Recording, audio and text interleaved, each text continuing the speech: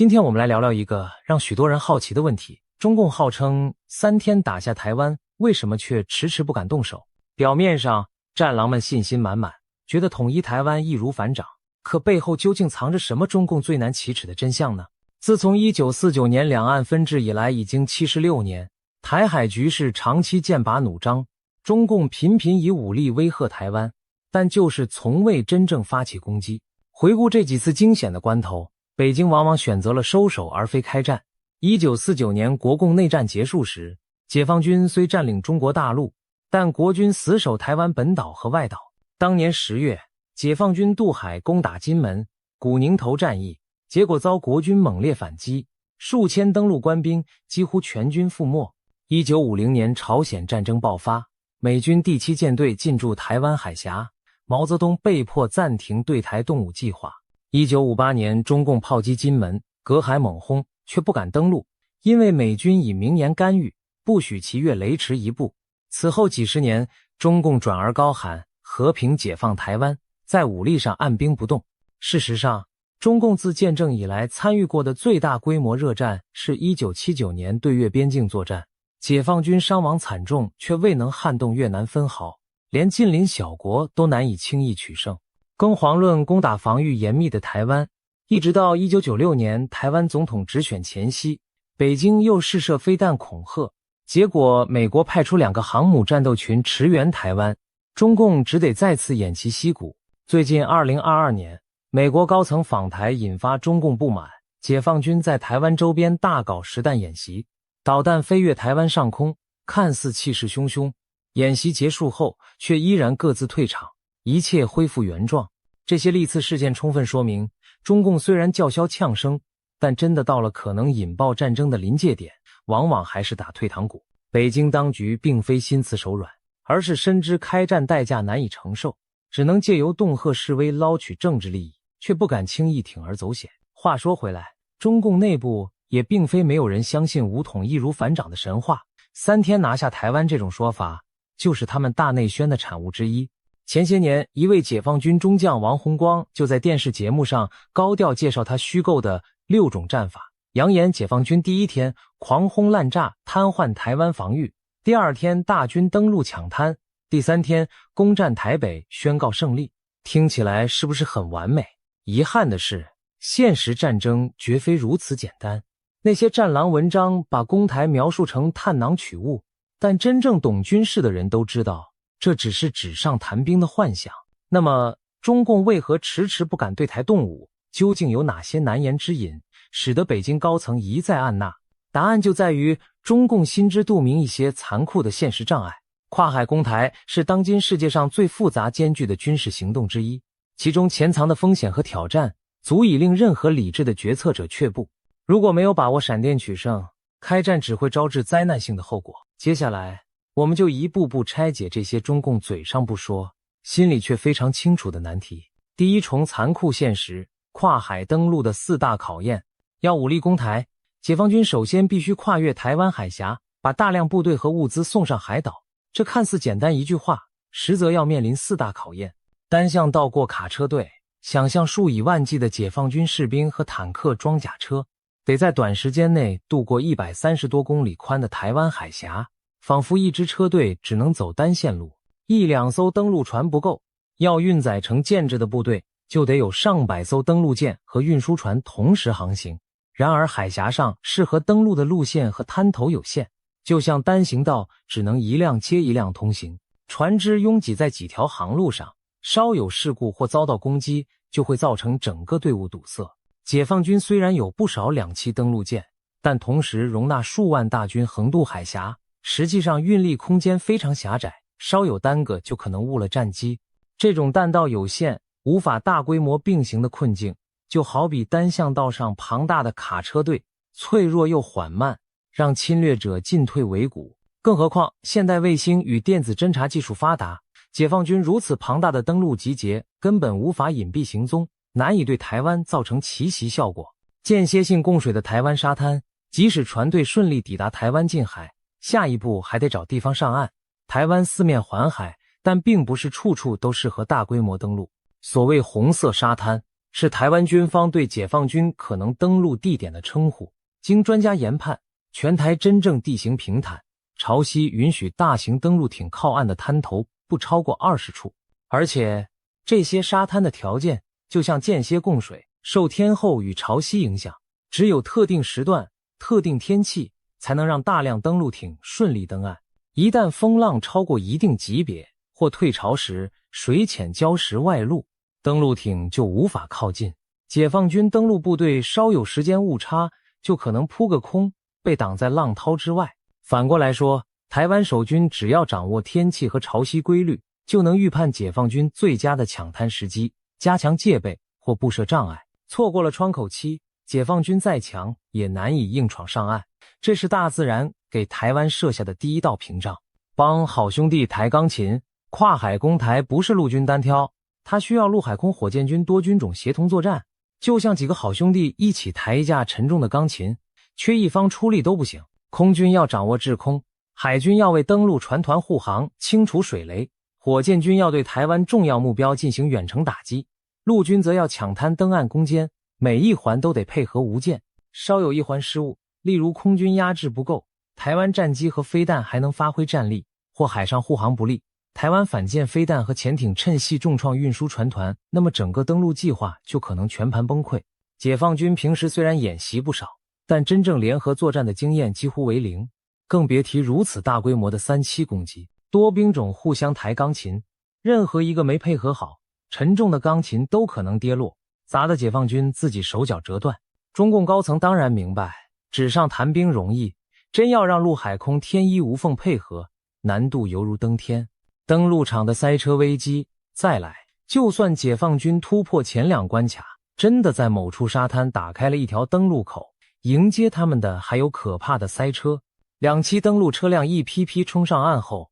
面临着台湾狭窄的海滩和有限的出入口，大部队很容易挤成一团。后续的坦克、卡车纷纷拥堵在狭小滩头，一旦台湾守军利用地雷、火炮、反坦克武器猛击拥挤的登陆点，就可能造成大混乱。历史上著名的诺曼底登陆，盟军虽掌握制空权、海权，仍发生过滩头交通堵塞、部队推进缓慢的情况。更何况台湾守军还有现代化的火箭炮和精准导弹，可以对拥挤的滩头和道路精确打击。1-2辆被击毁的载具就能卡死道路，拖慢整个进攻节奏。登陆场变成车阵与废墟交杂的修罗场，解放军将陷入进退不得的危局。以上这4大考验，还只是解放军跨海登陆所遇到的第一波困难。在最理想的剧本中，他们要在24小时内解决上述问题，站稳滩头，扩大登陆场，才能继续往内陆推进。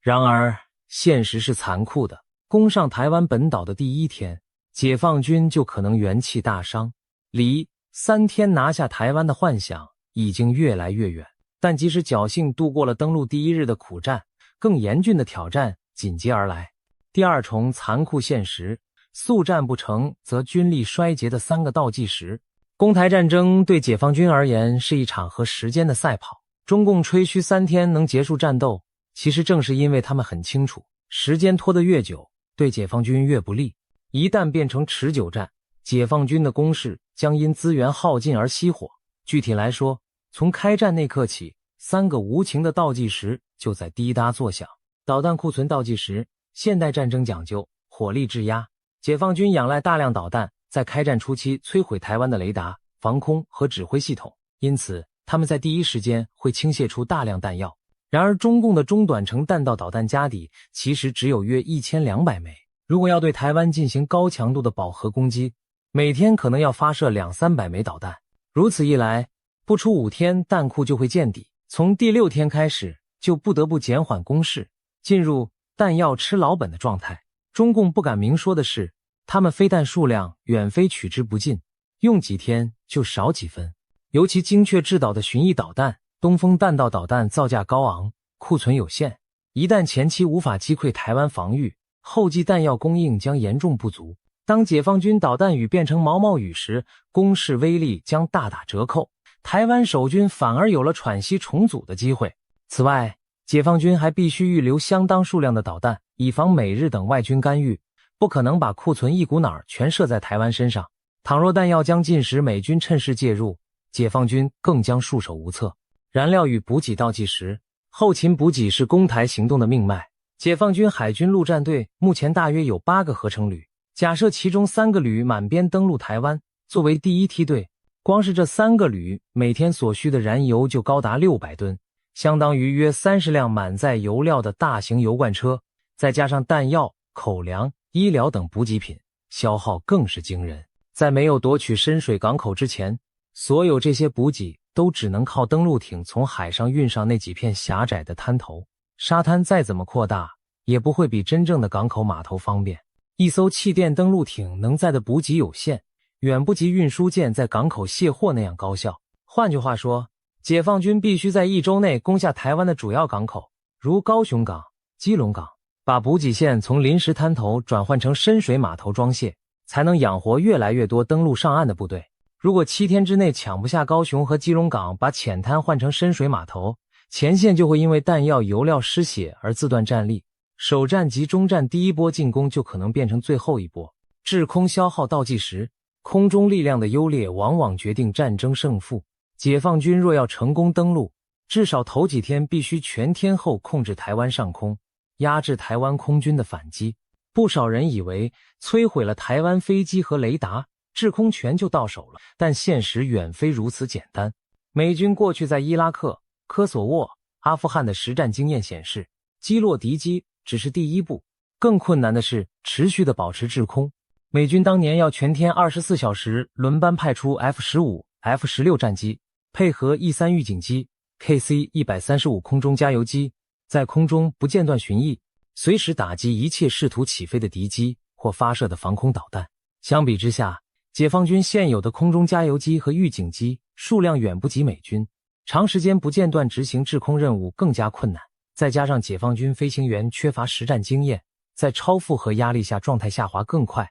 而解放军登台的难度要比美军上述作战还要再复杂一个等级。毕竟大量的补给需要海上运输，制海权又依赖制空权的支撑，想要维持高强度的制空需要大量消耗，而且这种消耗是不对等的。特别是战机连日来回作战，飞行员体力和机械妥善率都会快速下降。第一天再猛烈的空袭都无法保证台湾所有防空火力被拔出干净，只要有少量移动式防空导弹车或战机幸存，解放军就必须夜以继日的警戒，提防对方随时冒出来反击。这种精神高度紧绷的空中绕巡，1天2天可以，时间一长，整个空军都会疲于奔命。如果1周之内战局没有结束，解放军空中力量的消耗和疲劳将直线上升，战力开始滑坡。反观防御一方的台湾空军，可以利用本土机场的掩护与维修优势，逐步恢复战力。随着时间推移，解放军空优不再绝对，台湾残存的飞机飞弹反而有机会乘虚出击。一旦制空权有所松动，整个2期进攻就更加岌岌可危。以上这3个倒计时残酷地计算着解放军进攻的黄金时间。中共自己定下3天拿下台湾的豪语，正好说明他们希望在72小时内结束战斗，因为他们心知肚明，拖过3天、5天，解放军的导弹、补给、空优都很难维持，战力将每况愈下。而只要撑过这阵狂风暴雨，台湾的生存希望就会大增。当然，中共嘴上从不承认这些软肋，但行动上却泄露了心态。每逢解放军演习，官媒都大肆强调速战速决，直取台北，因为他们生怕时间拖长后夜长梦多。第3重残酷现实，物理世界的铁律与后勤短板。假设解放军突破重重困难，在头2-3天内打残了台湾的海空防御，抢滩成功，扩大登陆场并勉强撑住了前期补给，听上去似乎离胜利更进一步。但别忘了，物理世界的4大铁律仍然摆在眼前，不会随意让侵略者通关。中共不敢挑起战争，正是因为他们无法绕过这些客观现实。残存防空的威胁，台湾的防空系统采取多层次机动化布局，即使首日遭受猛攻，仍会有部分防空力量幸存。特别是机动发射车载的防空飞弹，如天弓、爱国者等，可以转移阵地，隐蔽待发。甚至肩扛式的便携防空飞弹，也可能在关键时刻给低空飞行的直升机致命一击。解放军在密集的第一波斩首打击都不可能100%摧毁所有防空单位。战争进入第2、第3天，解放军的战机和直升机在台湾上空活动时，仍然得提防冷不防现身的防空飞弹。1、2枚漏网的防空利箭就可能击落宝贵的歼击机或运输机，让解放军如鲠在喉。这种残存火力的零星反击，足以让解放军每前进一步都如履薄冰，不敢大意。中共绝对不愿承认，但他们非常清楚，台湾全岛犹如一座大型刺猬，哪怕打掉大半的刺，剩下的尖刺仍然足以刺穿进犯者的皮肉。机场跑道快速修复。台湾空军的基地跑道在遭到炸弹或导弹破坏后，并非从此报废。现代战场上，跑道快速修复技术已经相当成熟。美军早在过去几十年就建立起一套应急抢修机制，台湾当然也掌握这类技术。一条混凝土跑道被炸出弹坑，只需几小时就能用快速凝固的材料填补、整平，再度起降战机。这意味着解放军即便在第一波攻击中炸了台湾的机场，台湾也能在1天内修好部分跑道，让战机重新起飞。而解放军若想让机场完全不可用，就得频繁反复轰炸每一条跑道，每出现修复迹象就再度摧毁，这无疑进一步加剧了弹药和空中力量的消耗。不断恢复的机场就像打不死的小强，成为解放军心中的梦魇。中共从不对外细讲这点，但心里明白，台湾有多座战备跑道、公路备用跑道，还有隧道、机堡等加成，要完全压制台湾飞机起降，比想象中困难得多。近岸防御和海上布雷，台湾不仅有防空刺猬，更有海岸铁壁。尽管解放军前期打击可能重创台湾的水面舰艇，但沿岸的反舰飞弹、鱼雷和水雷仍是巨大威胁。台湾已在可能登陆的滩头附近部署机动岸制雄风反舰飞弹，不需要大型舰艇也能对解放军运输船团进行致命打击。此外，台湾海军有能力在战时迅速布设大量水雷，尤其在港口、浅水湾等战略区域形成雷区。一旦海域布雷成功，解放军的2栖登陆舰和补给船就寸步难行，因为稍有不慎触雷就会船破人亡。清除水雷是个缓慢而危险的活，需要专门的扫雷舰一点点来，在敌人火力威胁下强行扫雷更是难上加难。这就意味着台湾哪怕在节节败退时，也能透过布雷与近岸防御为自己撑下更多时间，让解放军的后续船团无法靠前补给增援。而时间拖延越久，前面提到的那些倒计时就越接近归零。这种物理世界的死结，正是解放军最头痛又无法绕过的难题之一。港口吞吐极限。最后，我们来到后勤补给的决定性问题。正如前面提到，解放军若无法迅速夺取深水港口，就无法大规模运输重型装备和补给上岸。而即便夺下港口，真正能投入使用的吞吐量也有极限。大型港口每天能装卸多少物资是硬邦邦的工程上限，不会因某方意志而改变。据中共自己的军事教材分析，要支撑数万级部队在台湾持续作战，至少需要每天8万吨以上的军事物资补给运输能力。这个数字相当惊人，相当于每天都要运来数百辆满载物资的重型卡车。如果没有足够的港口、码头和运输船只，就达不到这个供给规模。现在问题来了，解放军现役的2栖登陆舰队和运输船团真的能达成每日8万吨的补给输送吗？答案是否定的。海外专家的研究报告估计，解放军目前全部船运力量加在一起，每日极限运补量恐怕仅在3万至4万吨之间，连理想需求的一半都不到。也就是说，即便前线急需物资，后方也没办法通过那些狭窄的登陆管道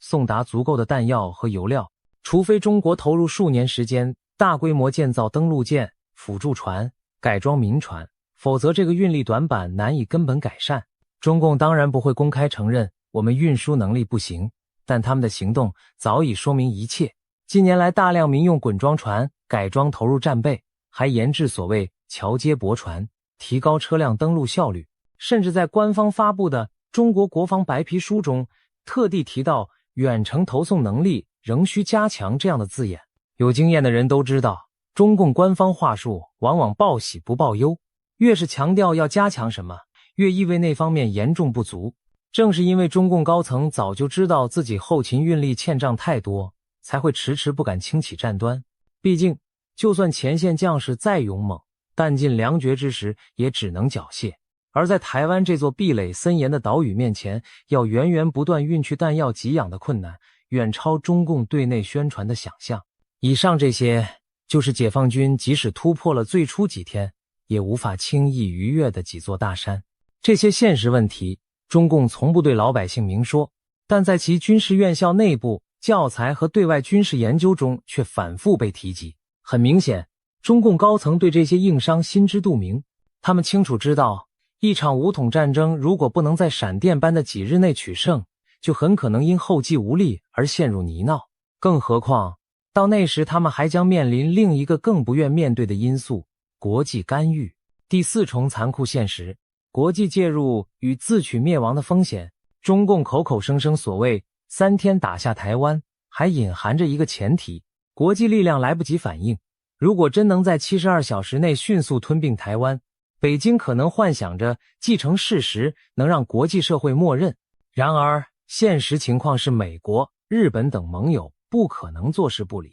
尤其当战事一拖长，周边强权介入的可能性就直线上升。这也是中共最忌惮却不愿明说的原因。他们害怕的不仅仅是台湾本身的抵抗，还有背后整个自由世界的反击。美日等国多年来与台湾保持着紧密的安全合作，美国更是多次明确表示，不允许以武力片面改变台海现状。假如解放军胆敢对台湾发动攻击，美军极有可能迅速做出反应。别忘了，2050年代韩战爆发时，美国第7舰队曾立即巡航台湾海峡，直接阻止了中共乘机犯台的企图。此后几十年，美军虽未直接驻防台湾，但在西太平洋保持着强大的海空军存在。如果战火重燃，美军航母战斗群、核潜艇乃至长程轰炸机都可能投入行动。以美军目前的力量，要瘫痪解放军的登陆船团并非难事。此外，日本作为美国最重要的盟国之一，也绝不可能容忍中共武力并吞台湾。日本自卫队的潜艇和反舰飞弹对登陆船团构成极大威胁，美军一旦请求协助，日本很可能迅速介入，使解放军腹背受敌。一旦美日介入，中共面临的就不仅是台湾，而是世界头号军事强国。这种局势发展对北京来说极其危险，战争天平将大幅倒向盟军一方，解放军不但无法完成统一，还可能遭受毁灭性打击。更严重的是，如果中共在对外战争中惨败，他的政权稳定将面临致命威胁。试想，堂堂强国出兵攻台，却被多国联军击溃，那国内民众的愤怒和失望将无可想象，政权合法性也会瞬间崩塌。这一点是中共做梦都不敢面对的噩梦。有人或许会问，中共难道不担心美国介入吗？他们当然担心，并且一直试图研发所谓反介入、区域拒止武器来吓阻美军。例如东风系列反舰弹道导弹，就是号称要让美军航母不敢靠近。然而，再多武器装备也无法改变地缘现实。台湾海峡就在美日势力范围边缘，中共很难在不惊动周边的情况下偷袭成功。更别提，如果战争拖延超过1周，美日绝对有充裕时间调集援军。届时，中共要么自我克制，不敢攻击美日军队，那盟军将光明正大的护送物资支援台湾，解放军侵台计划注定破产；要么疯狂扩大战争范围，对美日军队下手，甚至动用战略武器，那无异于与整个北约集团开战，引发全球大战甚至核战争。这两条路，无论哪一条，都将把中共自己送上绝路。所以从理性的角度看，北京当局不会不考虑美日因素，他们不敢开战，很大程度上正是因为没有把握阻止美国介入，更无信心同时和多国军队对抗。宣传里把美国说成纸老虎，但真要赌上国运去碰，美军究竟是纸老虎还是钢铁猛兽，中共心里其实一清二楚。此外，国际因素还不止军事干预，经济制裁和全球态度也是中共顾忌的重要方面。今日的中国与世界经济高度融合，一旦武力犯台，几乎可以肯定会遭遇美欧为首的严厉制裁。中国经济对外贸易和技术进口依赖深重，被踢出美元结算体系，关键技术被断供，将对中国经济造成毁灭性打击。外资企业大规模撤离，失业潮，金融动荡，国内经济会雪上加霜，而经济崩溃的后果就是社会动荡和民心瓦解，这些都是中共执政者最害怕看到的局面。别忘了，苏联的解体虽然有多重原因，但阿富汗战争和军备竞赛导致经济凋敝，民生困苦，是加速瓦解的重要原因。中共若因穷兵黩武陷入经济崩盘，他们自己的统治基础也将不复存在。这层顾虑，北京当局从不对外明说，但绝对在决策时反复权衡。打一场仗却把数十年经济成果毁于一旦，甚至可能丢掉政权，这笔账他们算得很清楚。正因如此，中共虽然嘴硬，实际上对轻启战端极其谨慎。第五重残酷现实，攻占之后的持久战与全民抵抗。假设一切按解放军的如意算盘进行，他们历经苦战夺取了登陆港口，并向台湾腹地推进，战争并不会因为攻上岸而结束，反而进入更加残酷的阶段。台湾岛内的地形与城镇环境对防守者极为有利，对进攻者则处处是陷阱。中共宣称3天拿下台湾，可那指的是击溃台军主力，实际上要真正控制整个台湾，还面临长期占领和清剿的巨大挑战，这是他们最不愿面对也从不提及的现实。即便打下几座城市，台湾也不会就此俯首称臣，而解放军将陷入漫长而血腥的消耗战。首先，台湾本岛的地理环境非常复杂，从北到南有中央山脉纵贯，山地丘陵密布，全岛大部分地区皆可成为游击队的天然据点。如果解放军无法迅速控制所有城镇和交通要道，台湾守军和后备部队完全可以退入山区或乡村，采取游击战和碉堡固守策略。历史上，许多岛屿战役，如太平洋战争中的硫磺岛、冲绳战役，都证明了，哪怕攻方占绝对优势，面对显眼固守的守军，仍可能付出惨重代价。台湾地形比那些小岛复杂得多，解放军要是一头扎进绵延山区搜剿残军，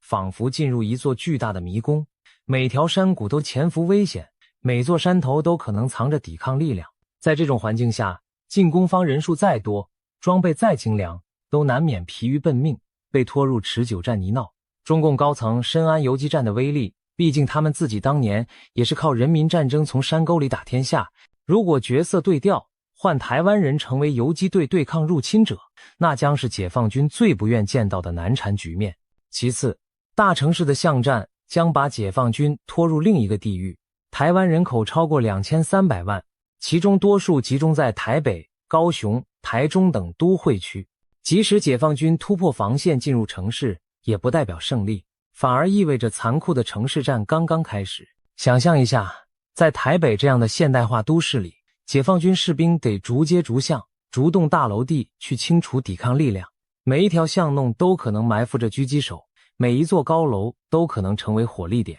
城市战犹如巨大的绞肉机，攻方虽有坦克大炮，但街巷逼仄难以发挥，守方熟悉地形，而且暗处藏身，往往10几个守军就能组织上百人的部队前进。美国在伊拉克、俄罗斯在车臣的巷战经验都表明，城市攻坚战会让现代化军队陷入泥潭，伤亡惨重。台湾军民一旦死守城市，解放军为拿下一个区域，可能就要付出数周时间和大量伤亡。到那时，3天早成笑话，3个月甚至3年都未必搞定。而中共最怕的就是战争进入无法控制的拖长状态。更不要忘了，台湾不是孤军奋战，国际援助很可能源源不绝地渗透进来。参考乌克兰的例子，当地面战争胶着时，美欧的武器装备络绎不绝地运达，极大消耗了侵略者的锋芒。台湾四面环海，若解放军不能完全封锁海空域，国际社会完全可以透过秘密海陆、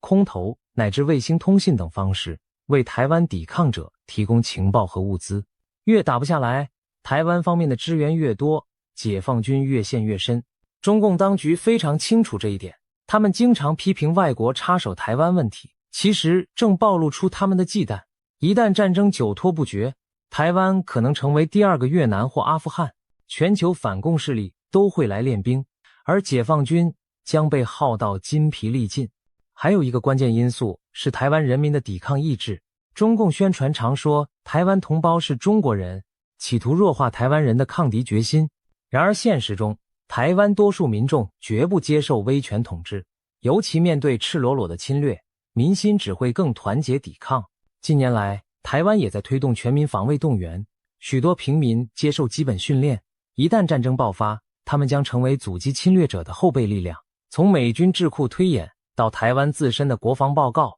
都强调若台湾民众全民皆兵，解放军即使局部占领土地，也难以真正控制。一支每天生活在恐惧和伏击中的占领军，早晚士气崩溃。而解放军士兵大多年轻独生子，缺乏实战经验，又是在心理上被告知台湾人是骨肉同胞。每一名阵亡将士的背后，都是一个家庭的天塌下来。由于长期的一胎化政策，多数军人都是家中唯一的孩子。如果大批官兵牺牲，将意味着成千上万个家庭失去独子，那种锥心刺骨的悲痛与愤怒，足以点燃整个社会，对中共政权造成难以估量的冲击。当真进入拼刺刀、火烧房屋的残酷状态，他们未必像宣传片里那样勇猛无敌。相反，当看到身边战友大量伤亡，补给跟不上，前方不知在哪里时，侵略军的军心也会动摇。中共高层不会不考虑这点。如果投入的部队在台湾陷入困境，他们还能靠什么来维系部队士气？靠爱国主义吗？可是当数千将士长眠异乡，爱国主义很可能转化为对决策者的质疑与怨恨。这种军心的风险绝对是中共最难对外启齿的隐忧之一。综上，攻占台湾并非像战狼文章描绘的那样插旗子就大功告成，而极可能进入长期苦战。从山林游击、城市巷战到国际援助、民众抵抗，每一项都能让解放军疲惫不堪，伤亡惨重。中共自己也明白，他们的军队从未经历过这种规模的恶战，一旦陷入其中，后果不可预料。因此，他们表面叫嚣着要解放台湾，但内心深处则祈祷着不用真刀真枪走到那一步。最后，我们不妨设想一下，如果解放军真的冒险动手，这3天里战局将如何发展？假设战争在某个凌晨爆发，第一时间，解放军势必发动猛烈的飞弹齐射和空袭，数百枚导弹呼啸袭向台湾的雷达站、机场跑道、指挥中心和防空阵地。台湾电网瞬间瘫痪，通信中断，城市陷入一片黑暗。随着一道道火光划破夜空，岛内响起防空警报声，人们惊醒，奔向避难处。然而，就在中共高层以为首波斩首已奏效时，台湾的一些防空火力依然幸存。深藏在机动发射车里的防空飞弹和机库隧道中的战机，在轰炸稍歇后陆续现身。少数幸存的爱国者导弹发射车从隐蔽位置伸出发射架，朝天空迎击新一波来袭的飞弹。1-2架台湾战机也紧急从尚可使用的跑道起飞，投下热焰弹诱饵，试图搅乱解放军巡航导弹的末段导引。尽管解放军的攻击非常猛烈，但台湾的防御没有被完全击垮。在这黎明前的黑暗中，岛上依旧有零星的防空导弹拖着尾焰升空，令解放军飞机不敢大意。战争进入第1天白昼，解放军的登陆舰队开始从中国沿海驶出，浩浩荡荡朝台湾西岸航行。数十艘巨大的登陆舰载着坦克和数万士兵，后方还跟着上百艘各型补给船、滚装船铺开在海面上，远远望去，仿佛一条钢铁洪流正向台湾扑来。然而，台湾海峡的恶劣天气不会给侵略者好脸色，季节不利时，骤起的强风巨浪可能令小型登陆艇颠簸不已，部分轻型载具被迫减速甚至返航。在台湾岛上，守军早已紧张待命，他们根据雷达和沿岸监测，判断出解放军舰队的登陆方向和大致时间，于是将预先布设的水雷阵启动，同时派出快艇在可能的登陆点海面布放更多水雷。随着解放军舰队接近，一枚枚水雷悄无声息地漂浮在他们前方的海域中。突然，轰的一声巨响，一艘开路的登陆艇触雷爆炸，残骸和海水一起冲向空中，舰队阵型顿时大乱，后续船只急忙闪避减速，一时间解放军舰队仿佛挤在窄巷中的车阵，被迫放慢推进速度。上午时分，解放军的先头2栖突击车终于抵达台湾沿岸某处红色沙滩，他们选中的登陆点宽广平坦，看似利于登陆。猛烈的炮火掩护下，第一批气垫登陆艇冲上沙滩，倾倒出成排的2栖装甲车，解放军士兵高喊着口号冲向岸防工事。然而守军早在滩头布好了巨灯障碍和地雷，并隐蔽部署了火箭炮和反坦克导弹。刚刚上岸的10几辆解放军坦克还在沙滩上集结，就突然遭遇猛烈炮火袭击，咻咻几声尖啸，数枚反坦克飞弹从沙丘后方飞出，精准命中先头的2辆坦克，腾起的爆炸火球中履带和炮塔四散飞舞。紧接着，国军多管火箭炮雷霆2000发射的一片子母弹在滩头炸开，上百颗炙热的钢珠像暴雨般落向拥挤的登陆部队。霎时间，冲在前头的解放军士兵成排倒下，后方尚在登陆艇里的士兵亲眼目睹前方血肉横飞，不禁心生惬意。一辆冒进的解放军步战车试图绕过雷区继续向内陆推进，但很快陷入一片松软的泥地，无法脱身。而早已埋伏在侧翼的一组台湾陆军特战小队顺势发射标枪飞弹，将这辆步战车炸成一团火球。整个登陆滩头陷入混乱，解放军后续增援的2栖载具无法顺利上岸，因为前方的残骸和烈焰堵塞了狭窄的登陆口。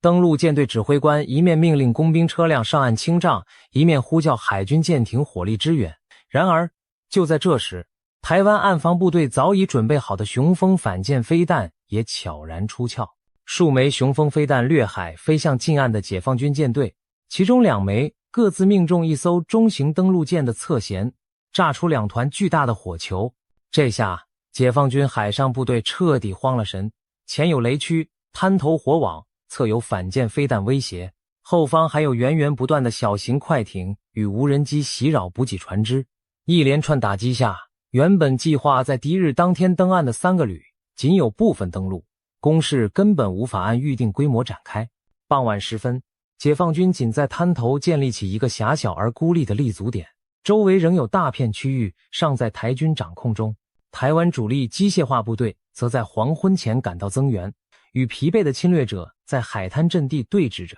转眼进入战争第2天，解放军原本预想此时大局已定，但现实却是台湾的主要城市仍牢牢在守军手中，港口也无一被攻下，登陆部队几乎被困在滩头，急需更多人员和物资上岸。然而此刻，解放军指挥官发现一个严峻的问题，陆续抵达滩头的油料和弹药竟然供不应求。由于港口尚未夺取，所有补给只能通过拥挤的沙滩转运，效率极低。登陆第2天，前线部队的燃料弹药储备已经见底，他们期待着空军全天候的掩护，却不料连空军也传来噩耗。经过2天的超负荷出击，许多解放军战机需要维修保养，飞行员也极度疲惫，再加上台湾还残存着少量防空火力，解放军无法像第1天那样肆无忌惮地控制制空权。第2日午后，滩头上的解放军陷入极度被动，他们发动冲锋，试图攻占附近的小港口，却被台湾守军逐次击退。更糟的是，台军在局部反击中摧毁了一处解放军野战燃料库，大火熊熊燃烧，将侵略军仅有的一点燃料储备化为灰烬。暮色降临，双方在血染的沙滩上进入僵持状态。解放军远在对岸的指挥部内，一张张焦急的面孔紧盯着沙盘，形势对他们极为不利。第3天破晓，解放军原计划中应该达成的全面胜利仍然遥遥无期。相反地，3个无情的倒计时几乎都已走到尽头，导弹库存所剩无几，地面部队燃料告急，空中力量疲惫不堪。此刻，北京高层面临一个残酷的抉择，是要不惜一切继续投入兵力强攻，还是就此暂停攻势，寻求退路。然而，战场局势不会给侵略者太多犹豫时间。就在第3天上午，远方海平面上出现了新的威胁，数艘挂着星条旗的军舰正高速逼近台湾海域。美国第7舰队赶来了。原来，美日同盟早已通过卫星侦察和情报分享，全面掌握了解放军登陆受阻的状况。此时决定乘虚出手，彻底粉碎中共的冒险。随着美军舰队抵达，解放军本已摇摇欲坠的攻势迅速土崩瓦解。美军潜艇的鱼雷悄然射出，一举击沉了解放军2艘大型补给舰。美军神盾驱逐舰发射的巡弋导弹呼啸掠过滩头，精确摧毁了解放军临时搭建的野战指挥所。紧接着，美军舰载战机编队呼啸而至，在台湾上空与残存的解放军战机发生激烈空战。寡不敌众之下，解放军空军很快溃败，而失去了制空与制海保护的滩头部队被台湾和盟军的立体夹击逼入绝境。眼看大势已去，滩头上的解放军指挥官开始寻求撤退，他们试图以烟雾和炮火掩护残存部队向海边退却。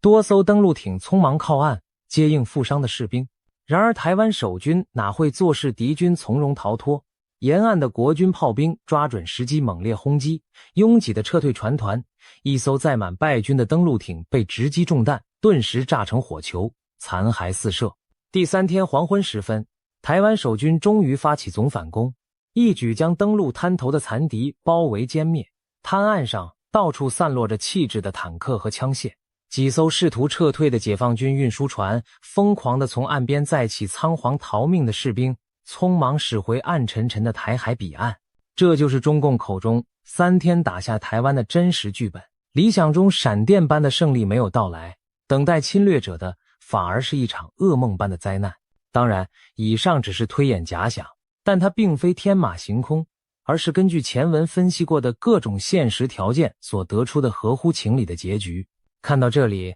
我们不难理解为什么中共迟迟不敢轻启战端。他们非常清楚，一旦赌注下错，付出的代价将远超他们的承受范围。综合以上5大难关，我们可以看出中共所忌惮的真相并非只有一条，而是一整套现实条件的枷锁。台湾并不是那么好打的，这句实话北京领导人绝对不会在宣传中承认，但却深深影响着他们的每一步计算。表面上他们叫嚣着3天拿下台湾，摆出随时开战的架势，但实际上却一次次在关键时刻缩手不前。不是中共不想，而是不能。在现阶段，武统台湾对他们来说依然是高风险的豪赌，一着不慎满盘皆输。正因为深知此中凶险，中共才迟迟不敢贸然一搏。可以说，暂时维系台海和平的不是他们有多仁慈，而是他们对现实有着难言的恐惧和清醒的认识。当然，不敢打不等于永远不打。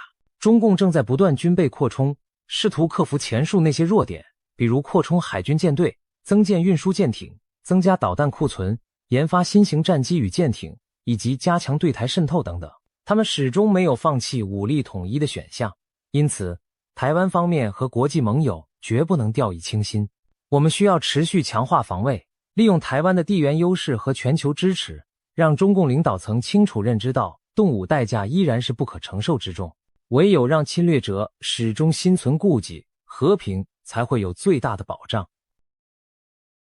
每当有人问，如果中国大陆武力犯台，台湾几天之内就会被攻下，我常常笑着回答，台湾不一定会输，甚至有可能赢。这听起来匪夷所思，仿佛是天方夜谭，但我并非在开玩笑，因为台湾可能是全球最难被攻下的岛屿，解放军口中的3天统一只是狂妄的想象，现实远比想象复杂残酷得多。让我们一步步来揭开真相。表面看来，台湾只是中国东南沿海外海一座小岛，对岸拥有世界上数1数2的庞大军队与武器库，幅员辽阔，兵力近200万，两岸军力悬殊，仿佛一目了然。难怪一些大陆将领口出狂言，72小时内解放台湾，完成祖国统一。甚至几年前，解放军中将王洪光就扬言，不到3天就能拿下台湾。但这种话每隔一阵子就听一次，台湾却依然稳如泰山。说好的3天拿下台湾，迟迟未见实现，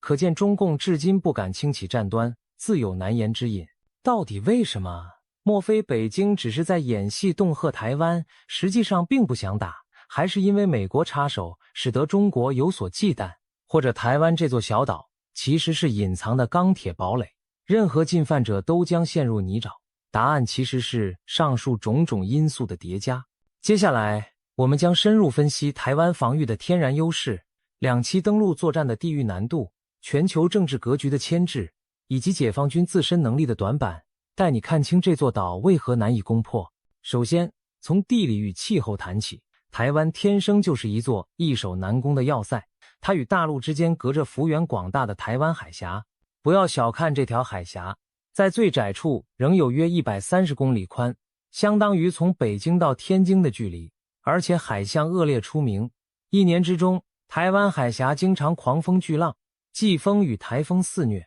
有经验的船长都知道，海峡有2个季风季节，大部分时间不适合大型船团横渡。如果解放军要以传统登陆作战方式进攻台湾，势必要在天气允许时出动大批两栖舰艇渡海。然而老天也帮了台湾一个忙，整年度只有2个短暂的进攻窗口期，一是在每年5月到7月之间，另一个是在10月左右。错过这2个窗口，海峡的风浪和强对流天气就足以让运输舰船颠簸难行，甚至颠覆。台风季节更是不用谈，巨浪可轻易将登陆艇拍成碎片。试想一，若大陆企图赶在美军介入前闪电攻台，却不巧遇上风雨阻扰，3天计划将瞬间成空，部队反被困在海上，进退两难。更绝妙的是台湾本身的地形，历史上多数两栖登陆作战，攻方都要寻找沙滩冲上陆地，但台湾的海岸线对进攻者极其不友好，全岛适合大规模登陆的滩头不足15处。研究指出，台湾沿海真正适合登陆的大型海滩约14处，而且每一处背后不是高山就是峭壁，或者紧邻着密集的都市建筑。换句话说，解放军能登陆的地方都像是一个个天然绞肉机。例如北部靠近台北的林口滩岸，看似一片平坦沙滩，实际上沙滩后方马上耸立观音山，左侧有阳明山，右侧是林口台地。这些高地上和山脚下布满了坚固的钢筋水泥建筑物。台湾因多台风地震，每栋楼都像是小碉堡。试想，敌军艰难涉海登上沙滩时，抬头发现前后左右都是居高临下的火力点，山腰炮阵地、海岸碉堡，甚至城市中的高楼大厦顶端都可能射出反装甲火箭与狙击弹，这将是何等绝望的画面。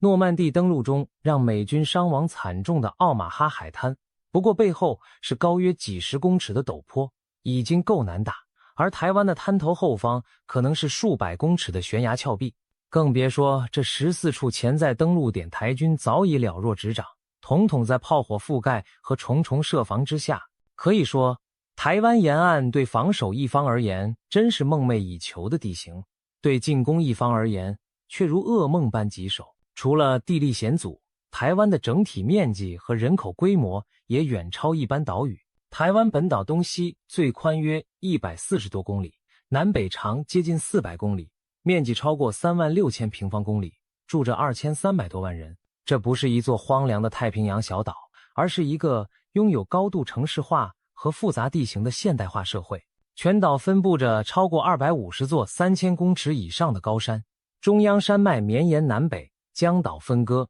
自然形成屏障。西部沿海虽有部分平原，但平原腹地又有湿地、河网和纵横的农田水渠，天然形成坦克难以驰骋的障碍。越往内陆，还要面对丘陵、密林与纵深都市。都市巷战历来是攻方噩梦，街角巷弄皆伏兵，一楼一堡垒，高楼冷枪难防，攻击者进入城市如闯迷宫，伤亡骤增。一位研究两岸军事的专家林碧莹形容道，登陆台湾只是问题的一部分，真正的挑战在后头。进入台湾后，要通过湿地、山区和人口稠密的城市，每一种环境都需要不同战术和武器，难度层层叠加。就算第一批解放军士兵冒死登上台湾土地，前方也仿佛展开一幅魔鬼地形拼图在等着他们。再来看台湾的人力和士气，或许有人会问，台湾现役部队规模远小于解放军，又多年未经实战，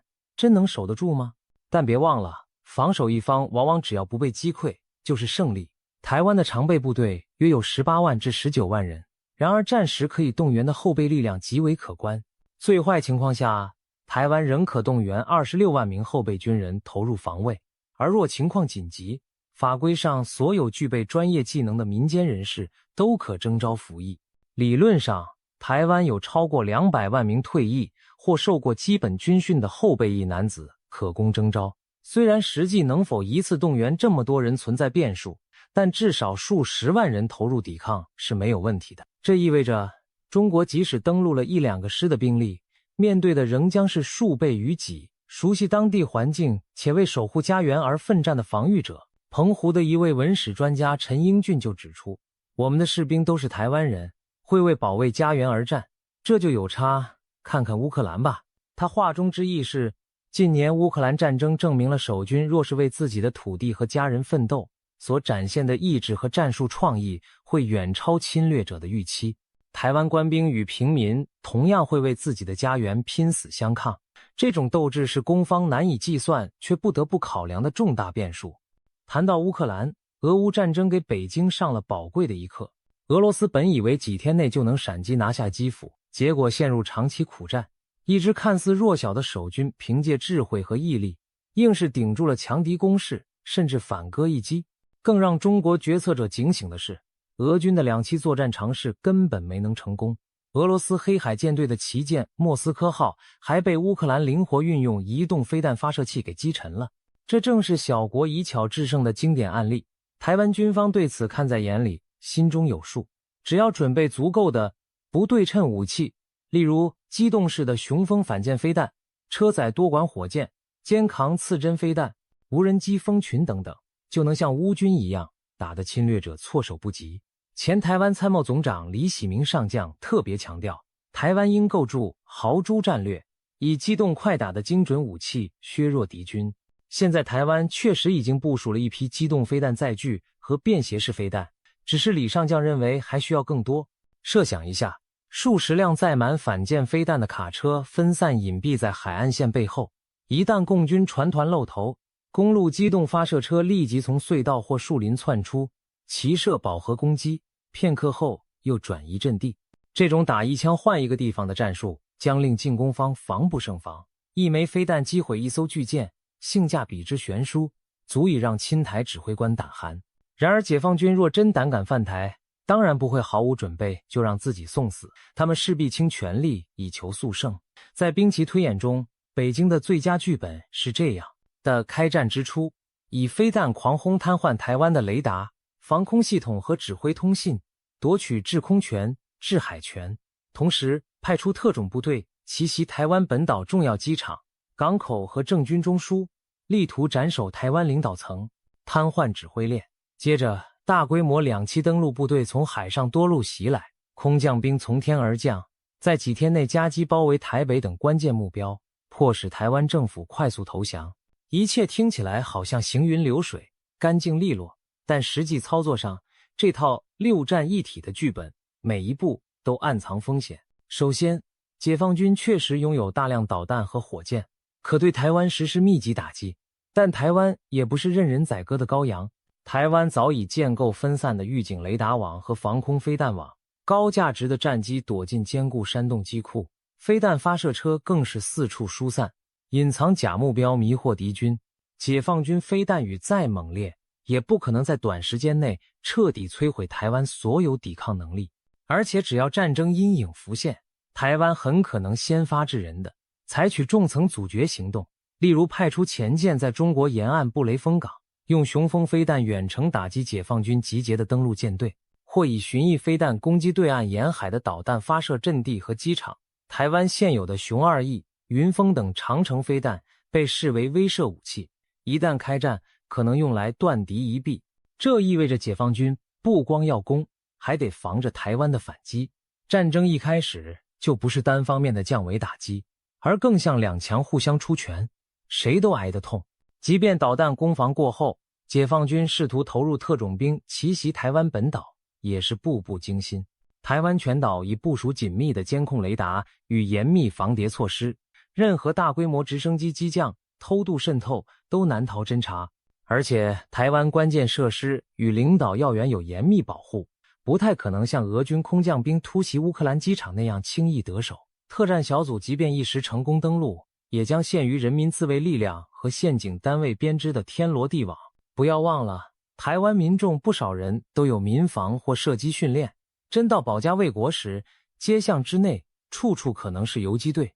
解放军特种兵孤军深入，反而可能有去无回。最后，我们谈到真正的决战时刻，解放军的主力部队跨海登陆，这其实是整个战役中最艰巨、最决定命运的一环，也正是中共迟迟不敢轻启战端的核心原因。因为跨海登陆是公认最困难、最复杂、最危险的军事行动之一。对比历史，我们找不到一场与武统台湾完全类似的战例，它的规模和难度几乎前无古人。有人爱拿第二次世界大战的诺曼底登陆类比，但其实南台湾之战将远比诺曼底艰难。当年诺曼底是平坦的法国乡村海岸，背后少量村镇，德军守军仅5万多人，且士气平平，而台湾有1000万平民，城市密布，地形复杂，且守军斗志昂扬。诺曼底战役，盟军也付出巨大代价，一天之内投入超过15万兵力，死伤无数才站稳滩头。而攻打台湾，中共需要投入的人力物力只会有过之而无不及。那解放军大概要投入多少兵力才可能打下台湾呢？这里有一个粗略的兵棋概念，进攻方通常希望在局部保持3:1以上的人数优势，遇上复杂地形，甚至追求5:1。假设台湾全力动员有45万至50万守军，攻方理论上至少想投入150万以上部队，甚至200万才能较有把握。这个数字听起来吓人，但仔细想想并不离谱。台湾面积大，山区多，一个师几千人撒进台湾，可能连个水花都冒不起来。的确需要几十个师级以上兵团，才能在多处滩头和纵深同时展开攻势。也难怪有分析推测，中国若想全面控制整个台湾，可能得跨海运送100万到200万军力，这还没算上后续维持治安的武警和民兵。因此我们可以想见，届时解放军几乎倾国之力，陆海空火箭军全员上阵，甚至包括动员的预备役和海量民用船舶一起涌向台湾海峡，这将是何等壮观也何等危险的景象。要跨海送100万雄师可不是小事，不计其数的船只得组成舰队，其中不仅有2栖登陆舰，还可能征用货柜轮、滚装船、工程艇、渔船乃至邮轮来载人载车。解放军确实早有准备，这些年推行军民融合，要求大型商船预留改装运兵的设施，一旦下令，全中国的港口都会涌出各式船只参与运输。可是无论是军舰也好，民船也罢，船终究是脆弱的钢铁棺材，面对飞弹、鱼雷、布雷或空袭，一艘船被击沉，就可能连同上千名士兵一起葬身大海。而这条130公里的海上航路，对台湾来说形同天然靶场，海峡就是杀伤侵略军的大陷阱。台湾本岛和澎湖群岛遍布海岸雷达，敌军船团一出港就难逃监视。更何况澎湖列岛正好位于海峡中央，上面部署有雄风反舰飞弹和各种长程炮火，可从中间拦腰伏击舰队。可以预见，解放军船团在越过海峡的第一阶段运输时，就可能遭受严重损失。哪怕他们以导弹先制压台湾沿岸火力，也不可能压制住所有机动发射车与潜伏的舰队杀手。一旦大批运兵船在海上被击沉，解放军的旅级单位可能直接覆灭于波涛之间，那将是惨绝人寰的灾难画面。北京当局能承受这种损失吗？或许有人说，中国也有强大海空军护航，可以压制台湾的反击。然而现实并非如此简单。中国海空力量虽然数量庞大，但要在台湾周边完全掌控制空制海并不容易。台湾的空军与海军虽小，但仍拥有数十艘各式军舰、上百架战机以及自制的雄风系列反舰飞弹、潜射鱼雷等杀手锏。更重要的是，解放军海军即使舰艇众多，也得面对美日等强权随时可能的介入。中国军事专家宋忠平坦言，解放台湾的最大难点在于美国可能干预，这是解放军要清除的最大障碍。事实上，美国虽未公开承诺一定出兵保卫台湾，但历任总统都暗示会采取行动。届时美军的航母战斗群、核潜艇和远程轰炸机可能在台海周边游弋待命，中共岂能不忌惮？即使撇开美军直接参战不谈，国际经济制裁也足以让北京三思。俄罗斯因侵略遭西方全面制裁，经济元气大伤，中国经济总量远高于俄国，与全球供应链深度交织，一旦动武被制裁，势必伤筋动骨。特别是台湾掌握全球先进半导体制造，战火一起，全球芯片供应中断，西方经济固然受影响，中国自己也将陷入科技黑暗期。进攻台湾几乎等于与整个现代世界为敌，这场仗代价之高，已远非单纯的军事胜负可以衡量。综上所述，我们可以看出，武统台湾并非中国君王小说里动动手指头的简单剧情，而是复杂严酷的系统工程。哪怕解放军在纸面装备上占优，也欠缺实战经验。他们自1979年对越作战以来再无经历大战，40多年来和平环境使得整整一代解放军官兵毫无实战经历，真到了炮火连天的环境下，能否发挥纸面实力还是未知数。反观台湾，虽然也多年未打仗，但他们是在自己家门口作战，背水一战更能激发斗志。而且别忘了，战争从来不只是硬体比拼，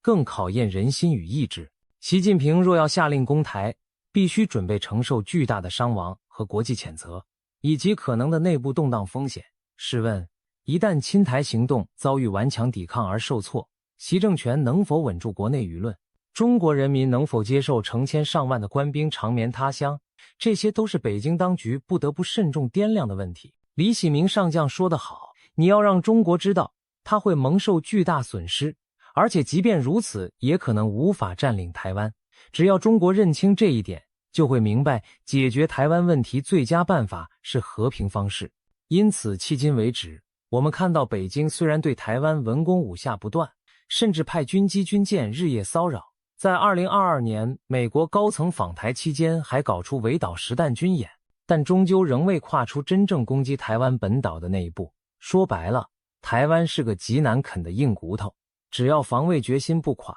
国际支持不缺，中共就很难找到十拿九稳的攻台时机。美国前印太司令戴维森曾提到，2027年前后是解放军可能动武的窗口，但更多专家相信，北京除非认为外部环境和自身能力天时地利人和全部到位，否则不会轻启战端。毕竟这不是打游戏，一旦赌输，付出的可能是整个政权的存亡。习近平虽极力鼓吹实现中华民族伟大复兴离不开统一台湾，但他也清楚这场仗凶险万分，稍有不慎就会满盘皆输。尤其在乌克兰战争后，习近平更是不敢掉以轻心，他甚至对外表示不会上美国的当，暗指美方或许巴不得中国误判开战，然后好借机围堵削弱中国。因此我们看到北京近年来一方面扩充军备，模拟封锁攻台，另一方面也对内宣称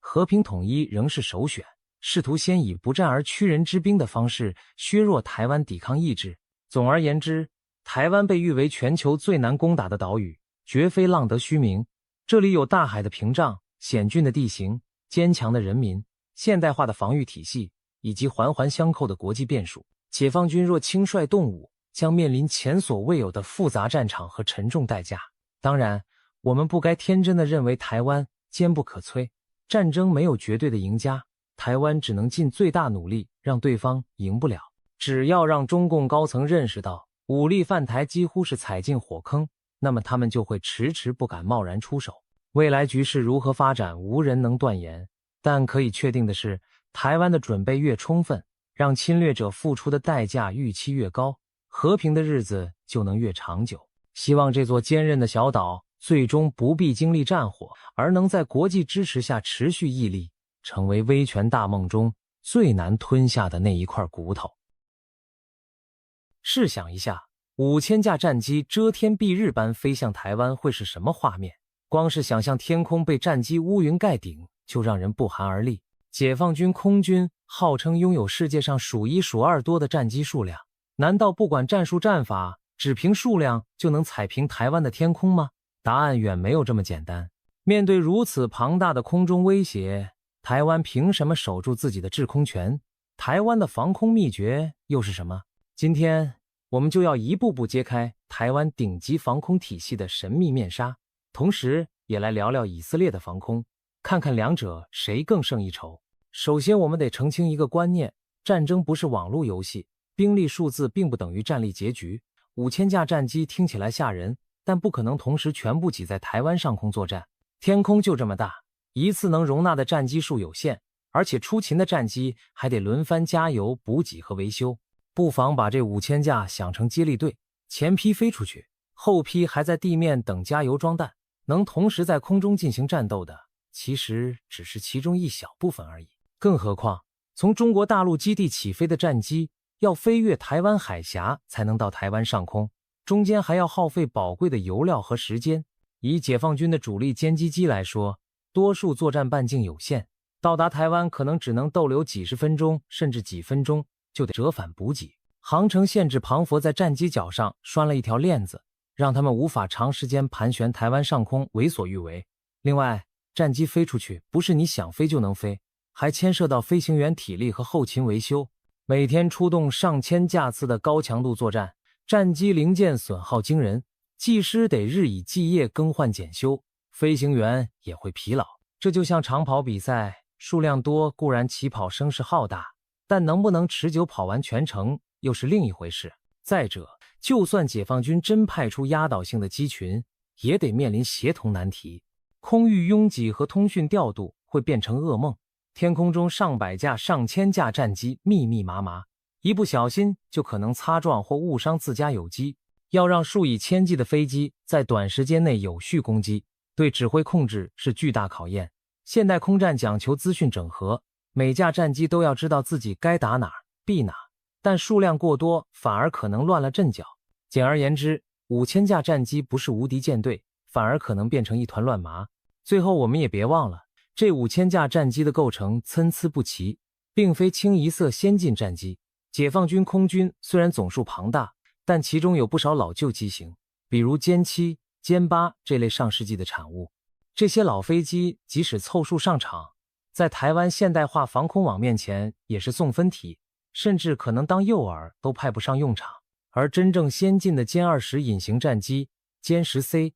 歼16等，再怎么多也有极限，不可能一下子冒出成百上千架。能投入对台第一线的现代战机数量，其实比起传闻的5000架要少得多。所以别被5000这个数字吓倒，战场态势远比单纯数字游戏复杂。面对可能来袭的庞大机群和密集导弹雨，台湾早已建构起一套层层防护的防空天罗地网。这其中既有向美国购买的尖端装备，也有自行研发的国之重器。首先登场的是鼎鼎大名的爱国者飞弹，台湾部署的是爱国者2型和爱国者3型，尤其是爱国者3型 Patriot PAC-3 是目前世界上数一数二的防空飞弹拦截系统，它专治各种飞弹飞机，特别拿手拦截高速来袭的弹道导弹。爱国者飞弹就像空中的盾牌，一旦侦测到敌方导弹来袭，便会以每秒数公里的高速反向撞上去，把敌人的弹头在空中打成碎片。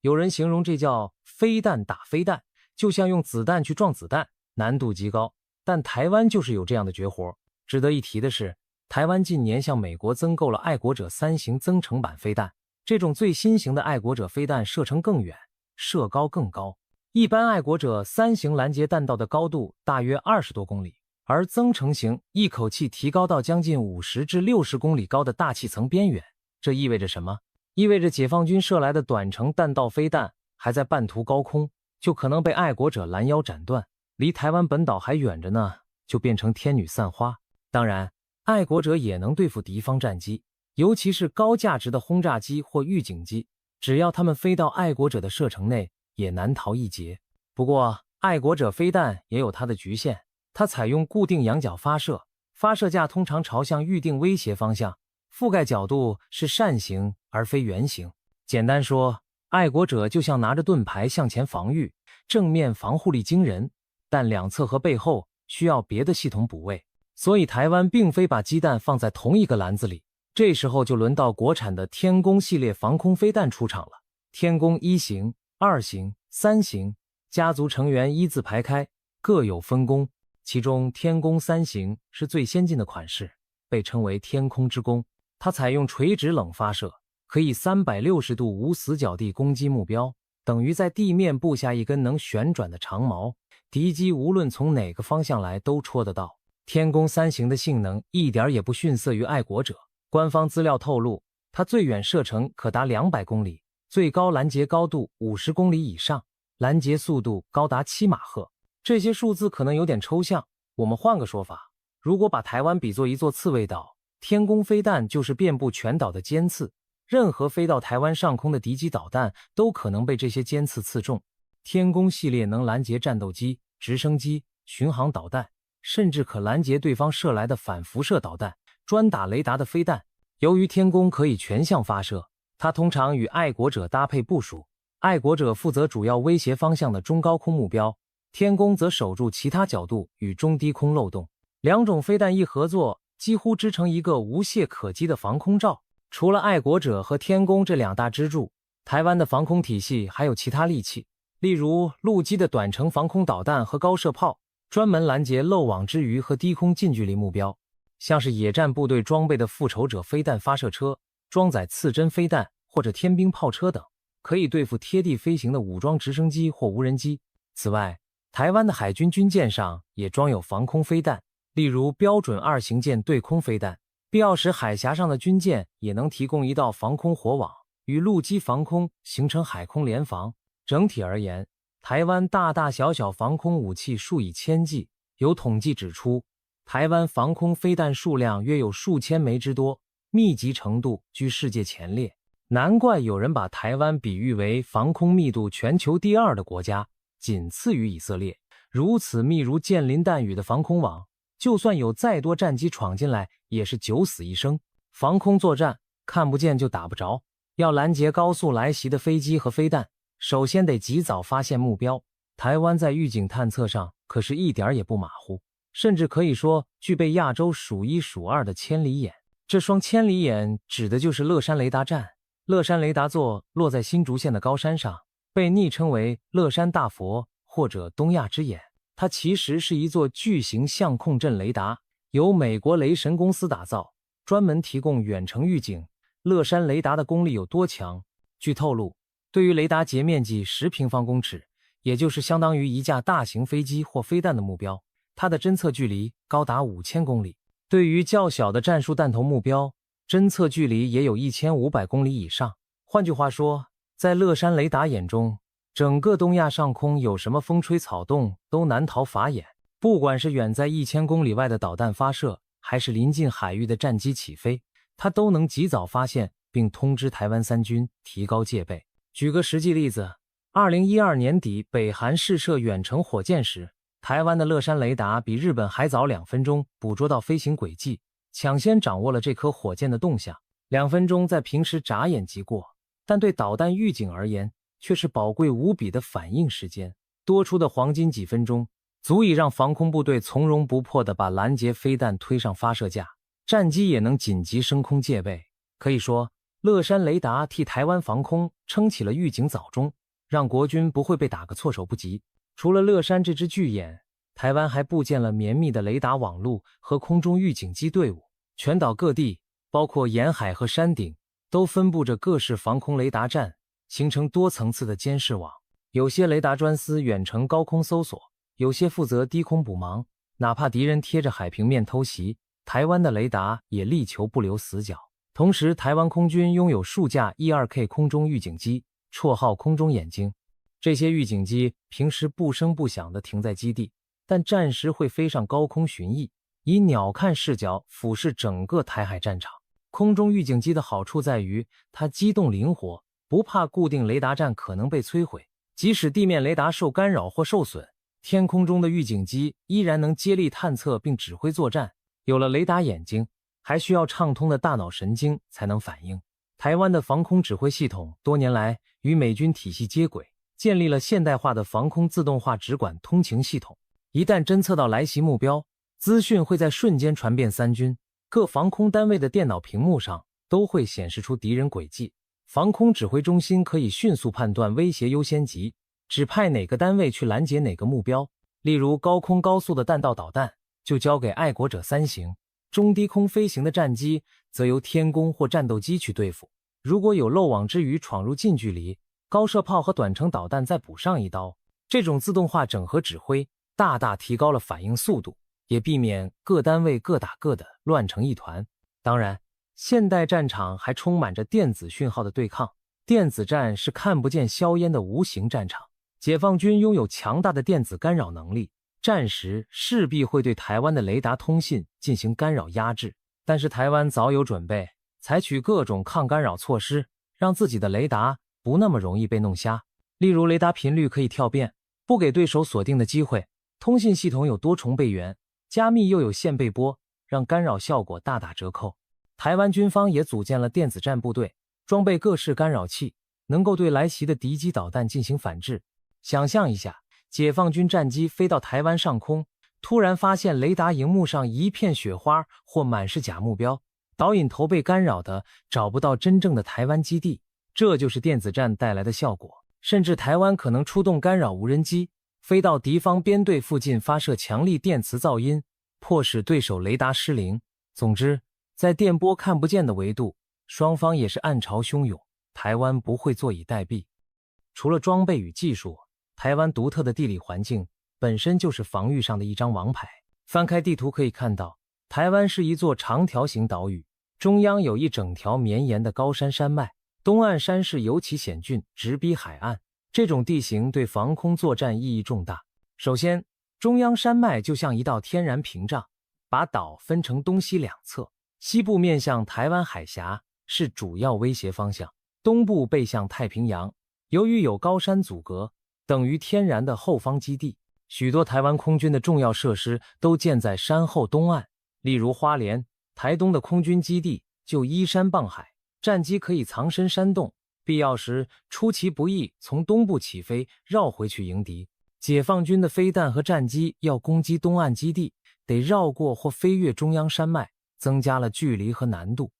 就算飞弹打得到，山里还有坚固的地下掩体提供额外保护。说到地下掩体，台湾在这方面可是下了苦功。早在过去几十年，台湾就借鉴瑞士等国经验，投入巨资把部分空军基地建成地下要塞。最有名的例子就是花莲的嘉山基地。嘉山基地几乎挖空一座山来藏飞机，据称里头可容纳上百架战机。从外头看，只是山壁一扇扇不起眼的巨门，一旦战争爆发，大门打开，战机就能从山腹中划出跑道，迅速起飞。敌人的炸弹就算把外头跑道炸出坑洞，山洞里的飞机依然安然无恙。待跑道快速修复或启用备用跑道，又能重新升空作战。这种山洞机库让解放军很头痛，因为难以彻底摧毁台湾的空中力量。美军专家也曾感叹，台湾的战机就像钻进山里的老鹰，想一网打尽几乎不可能。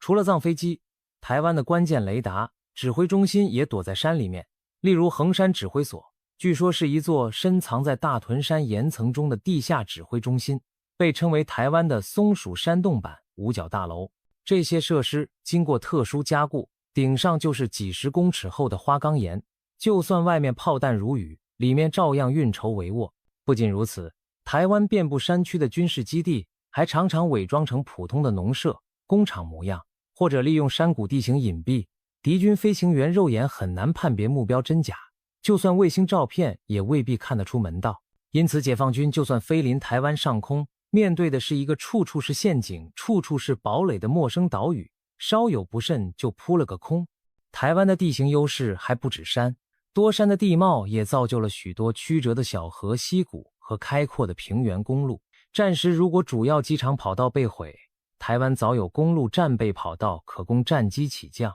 是的，你没看错，高速公路摇身一变也能当机场。台湾从上世纪就规划了多条笔直加强的公路路段做备用跑道，一到危急时刻，只要把中间分隔岛拆除，清理路面杂物，战斗机就能直接降落公路加油、挂弹，再从公路上起飞投入战斗。这样的演练台湾已经做过好几次，包括嘉义民雄、彰化园林、台南麻豆、仁德，甚至屏东嘉东等地段，都成功让 F-16、幻象2000、经国号战机甚至 E-2K 预警机公路上起降过。试想，敌人千辛万苦炸毁了空军基地的跑道，结果台湾飞行员转头就把高速公路当跑道继续作业，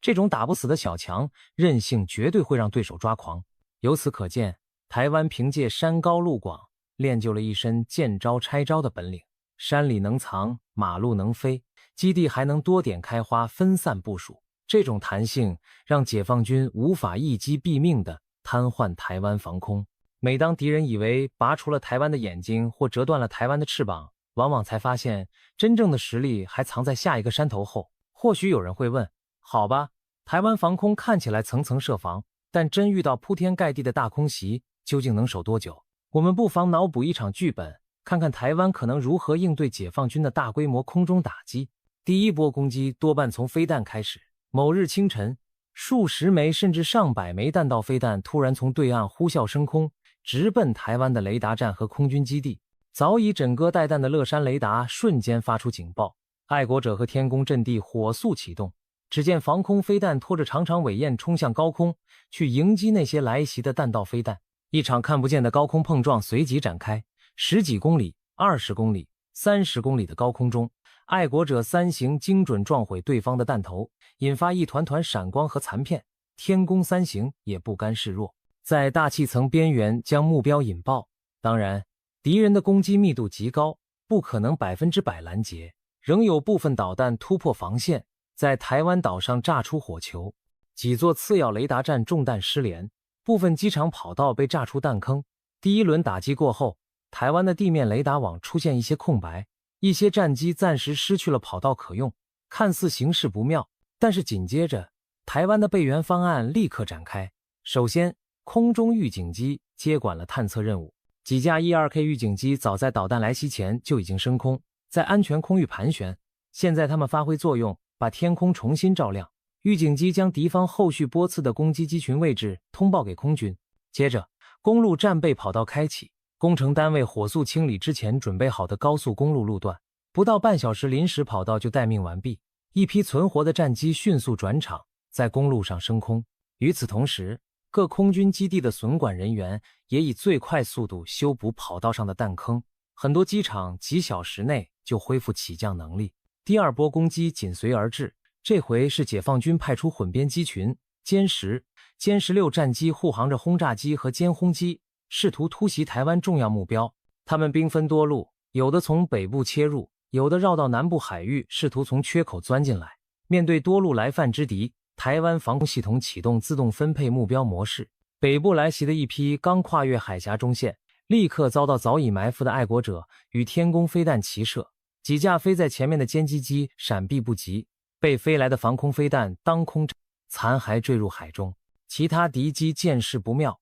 急忙降低高度贴海飞行，企图躲过雷达。然后他们赫然发现，海峡上竟然有台湾的基隆级驱逐舰在游弋，舰上的相控阵雷达早就锁定了贴海飞行的目标。一串标准2型防空飞弹从军舰上飞出，直扑低空掠海的轰炸机群。几架轰6轰炸机被拦腰击中，丢下尚未投出的炸弹就坠海沉没。然而，南路来袭的敌机此刻绕过台湾南端，试图从后方攻击东部的空军基地。这一路避开了大部分地面防空阵地，眼看快要抵近花莲外海。然而，隐藏在山区的台湾战斗机奇袭队发挥了作用。原来早有一支台湾的 IDF 金国号战机中队藏匿在东部山谷简易机场，避过了导弹攻击，刚刚从战备跑道起飞，绕到敌机后方。在预警机指引下，这群金国号撇开雷达静默，静悄悄贴着山谷超低空飞行，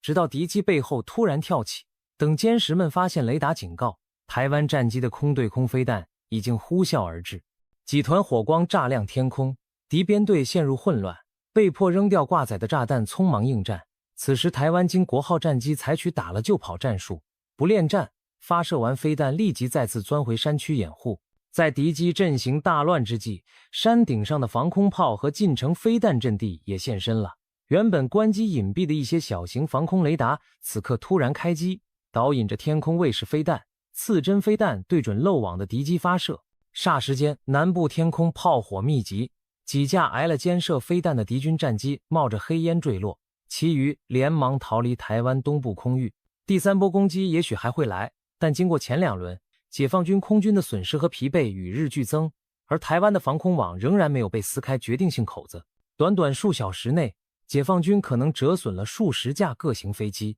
更糟的是，直到此刻，他们仍未能确保制空权。天上还有台湾的预警机在引导，地面还不断有飞弹升空。解放军不得不开始放慢节奏，重新评估战场形势。此时，台湾也不会干等着挨打，很可能已经启动反击措施。例如，台湾部署的雄风2E型巡弋飞弹可能悄悄朝对岸发射，瞄准敌军沿海的雷达站、导弹阵地和机场，让解放军前线部队自身难保。同时，台湾的资讯战单位也可能对敌方的指挥网络发动网络攻击，干扰他们的通讯和情报。四面八方的压力加起来，解放军就算家大业大，此时也必须慎重考虑是否继续强攻。透过这个模拟剧本可以看出，台湾面对大规模空袭并非束手无策，而是有一整套抗击恢复反击的流程。在猛烈攻势下，防空网可能会部分受损，但不会整体瘫痪。台湾有各种预备方案让战力迅速恢复，然后抓紧时机对攻击方施加反制。这正是台湾防空体系的高明之处，弹性、韧性加上精准的杀伤力，让进攻方无法轻易得手。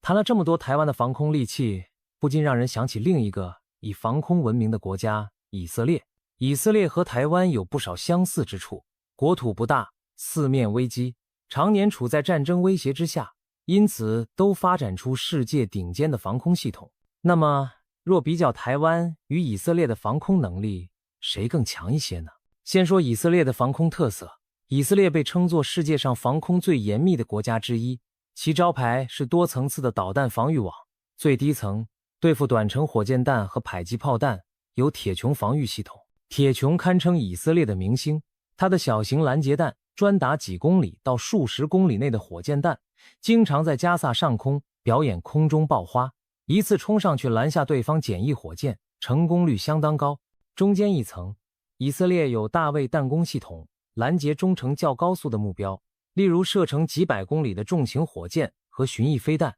再往上，高空远程则有箭式反导弹系列，专门拦截伊朗那种射程上千公里的弹道导弹。此外，以色列也装备了美制爱国者飞弹，作为高空防空和导弹拦截的补充。一套铁穹，一套大卫弹弓，再加剑2、剑3，组成了固若金汤的盾牌，几乎可以说从地表到大气层都有拦截者把守。最近以色列更研制出铁束雷射防御系统，想用高能雷射光束来击落极短程目标，降低拦截成本。听起来就像科幻电影，但以色列确实走在世界前沿。反观台湾的防空体系，其实也有类似的多层思维，但因应的威胁类型不同，配置上有所差异。台湾面对的主要是大规模现代化军事打击，包括大量先进战机、长程弹道飞弹和巡弋飞弹等，而不像以色列那样每天要拦截成百上千枚土制火箭弹。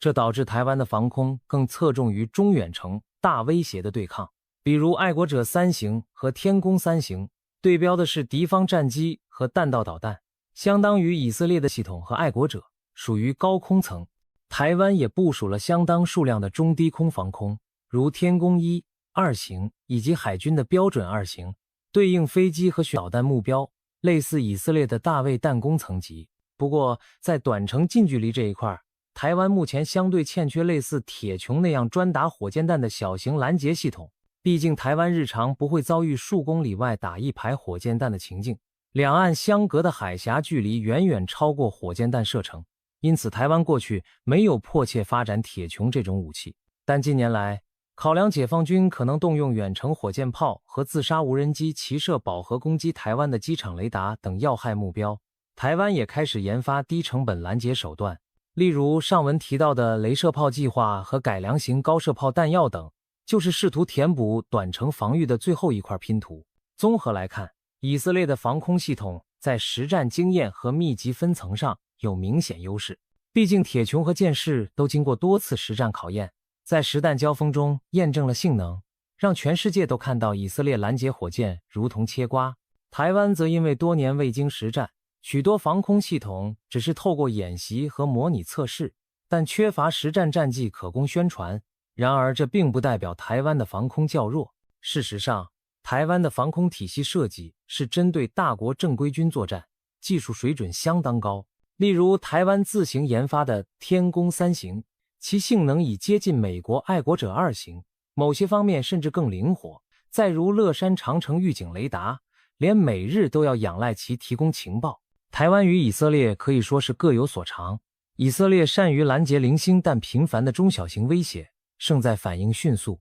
密不透风。台湾则强于应对高强度大规模空袭，注重整体协调、纵深防御和持久作战。两国的国情和敌情不同，战略布局也不同，很难直接说谁的防空更强。如果硬要比较，不妨这样想：以色列的防空像一把瑞士刀，每一层都有精巧工具应付特定威胁；台湾的防空更像一柄重剑，锋利而结实，专为迎战巨龙而锻造。真要论全面战争环境下的生存力，台湾面对的是可能持续数周的大国攻击，考验的是整个国家的整体防御韧性，而以色列面对的是周期性爆发的区域冲突，强调的是快速制止威胁并立即反制。因此，谁弱，很大程度取决于对比的标准。但可以肯定的是，两国都站在世界防空技术与战术的前列，都有让对手闻风丧胆的本事。在讨论空中力量的同时，我们必须强调，台湾海战从来不会只是单纯的空战。夺取制空权固然重要，但台湾的防御体系是海、空、陆、网电、民防多方面一体的立体防御。简单说，空中的打击和防守只是其中一环，还有其他环节密切配合，才能真正守护岛屿安全。首先是海空联防，台湾四面环海，如果解放军想攻台，必定伴随海上封锁和登陆企图，因此台湾海军和空军的合作至关重要。海军的舰艇不仅要提防敌方舰队和运输船团，还要协助防空。像之前模拟中提到的军舰发射防空飞弹，就是海空联防的体现。反之，空军争取的局部制空也保护了海上的己方舰艇，使他们能发挥战力。台湾还部署有强大的岸置反舰飞弹，如雄风系列，这些也需要在一定制空情况下运作。同时，空军的反舰战机如 F-16 挂载鱼叉飞弹，也能在空战鱼峡对敌舰进行打击。海空军彼此火力互相支援，才能对解放军形成多重威胁。如果解放军空军忙于闪避台湾飞弹，同时他们的登陆舰队又遭到反舰飞弹袭击，进退失据，就无法顺利执行登陆作战。这其实是台湾防卫战略的精髓，不求在单一领域决胜，但求以联合效果拖垮对手。其次是网络与电磁作战。现代战争强调置资训权，攻防双方都会极力瘫痪对方的通讯网络、雷达、电力等系统。台湾深知自己的劣势是在网络战可能被对岸网军攻击，例如瘫痪关键指挥系统或破坏公共设施运作，因此平时就加强了网络安全演练，战时也准备了备援通讯方案，包括卫星通讯、短波电台、缆线备份等等。一旦主通讯网被网攻，备用系统会迅速切换，确保军令传达不中断。同样地，台湾也会运用电子侦察和网络攻击反击对手，削弱解放军的指挥协调能力。比如战时可能派特种部队或透过无人机对敌方前线雷达站进行干扰，网军同时对敌军后方物流系统下手，搞乱他们的调度。这些看不见的攻防虽然不如真刀真枪那么直观，却极大地影响着战场走向。最后也是最重要的，是全民防卫意志与民防体系。台湾和以色列一样，小国生存不易，因此全民国防观念相对强。以色列有全民皆兵的征兵制和随时可动员的后备军，台湾近年来也在强化后备动员，建立常备军、后备部队双层架构。一旦战事爆发，台湾的后备部队和民防组织将投入维持社会运作、协助救灾和支援军事行动的工作。各城市平时都有防空演习，如万安演习，居民演练如何避难、疏散、伤患救护等。台湾也早已将许多地下室、停车场、捷运站设计成防空避难所的一部分，分布在各地。这意味着当敌方导弹落下时，多数平民可以找到遮蔽处，大大降低伤亡和恐慌。民心士气是防御战争中最重要但最容易被忽视的环节。台湾过去几十年的演习和教育，就是为了在战时保持社会的基本运转，不至于因空袭而陷入混乱。只要内部不乱，前线官兵就没有后顾之忧，可以更专注地抗敌。而一旦台湾社会展现出团结与抗打击的韧性，解放军想透过狂轰滥炸来逼台湾就范的企图就难以得逞。综上所述，台湾的防空作战并不是孤立存在的，它和海上的拒止作战、地面的滩岸防御、后方的民防救援、网电战场的角力等融合成一体。这种全方位立体防御构筑出一道道复合屏障，层层消耗并阻滞进犯之敌。夺取制空权只是第一步，而台湾已经准备好让对手每走一步付出高昂代价。解放军就算空中优势再明显，也无法在其他领域如入无人之境。反之，只要台湾在任意领域撑住并反制，敌方的战略企图就难以实现。这也是为何很多军事专家反复强调，攻台行动将会是极为复杂且艰巨的系统战，不是飞机多就行，不是导弹多就赢，而是考验国力、军力、民心的全面角逐。回到最初的问题，为什么5000架战机都夺取不了台湾制空权？因为台湾早已不是当年那座任人拿着钢刀就能砍瓜切菜的小岛，而是一只武装到牙齿的刺猬。从爱国者、天宫飞弹编织的高空火网，到乐山雷达、预警机构筑的情报屏障，再到山洞机堡、公路跑道提供的韧性生存力，台湾的防空体系可谓世界顶级。这套体系并非铁板一块，但胜在灵活多层，有点像现代版的烽火台加城堡群，打一座还有下一座，总有后手等着侵略者。至于台湾与以色列两国谁的防空更强，我们看到了各自不同的侧重领域。以色列因应中东环境，打造了密不透风的小盾牌，台湾面对台海压力，祭出了能挡巨龙的长矛阵。两者其实难分高下，各有千秋，但有一点是共同的，当敌人来犯时，无论是台湾还是以色列，都有能力让对手付出沉重代价。5000架战机也好，数千枚火箭也罢，真正落到实战，考验的不仅是攻方的武力，更是守方的智慧与意志。希望永远不会有那么一天，需要台湾和以色列这些精心准备的防空系统在实战中一较高下，因为一旦走到那一步，代表的将是可怕的。但正因为备战才能避战，台湾辛苦建立的这顶钢铁伞，正是为了让对手知难而退，不敢轻启战端。当我们回顾这些年台湾投入的心血，不难明白，守护家园的天空需要的不仅是勇气，更是科技、策略和坚定的信念。台湾的防空能力世界顶级，这不是什么神话，而是无数人日夜努力的成果。也唯有如此，才能在风雨欲来的环境中，给予全体人民一份珍贵的安全感与底气。制空权之争从来不是简单的数字比拼，而是一场立体的斗智斗力较量，而台湾早已为此准备好了。中国大陆为什么迟迟没有武力统一台湾？两岸关系自1949年分治以来，一直是国际政治中最敏感的焦点之一。70多年过去了，解放军的军事实力今非昔比，北京当局对统一的念头从未放弃，但台湾海峡上始终没有爆发真正的大规模战争。难道真是因为北京害怕美国的干预，亦或担心登陆作战的高风险，还是说北京其实在下一盘以拖待变的长期大棋，在等待一个更有利的时机？更令人好奇的是，有一位美国的中国通专家仅用短短一句话就道破了北京迟迟不动武的关键，当场让听众鸦雀无声。这句话揭示了什么深层逻辑？未来台海局势又将何去何从？今天的影片，我们将从历史背景、国际博弈、军事评估和中国内部考量等角度抽丝剥茧，带大家深入探讨这场跨越70多年的战略博弈。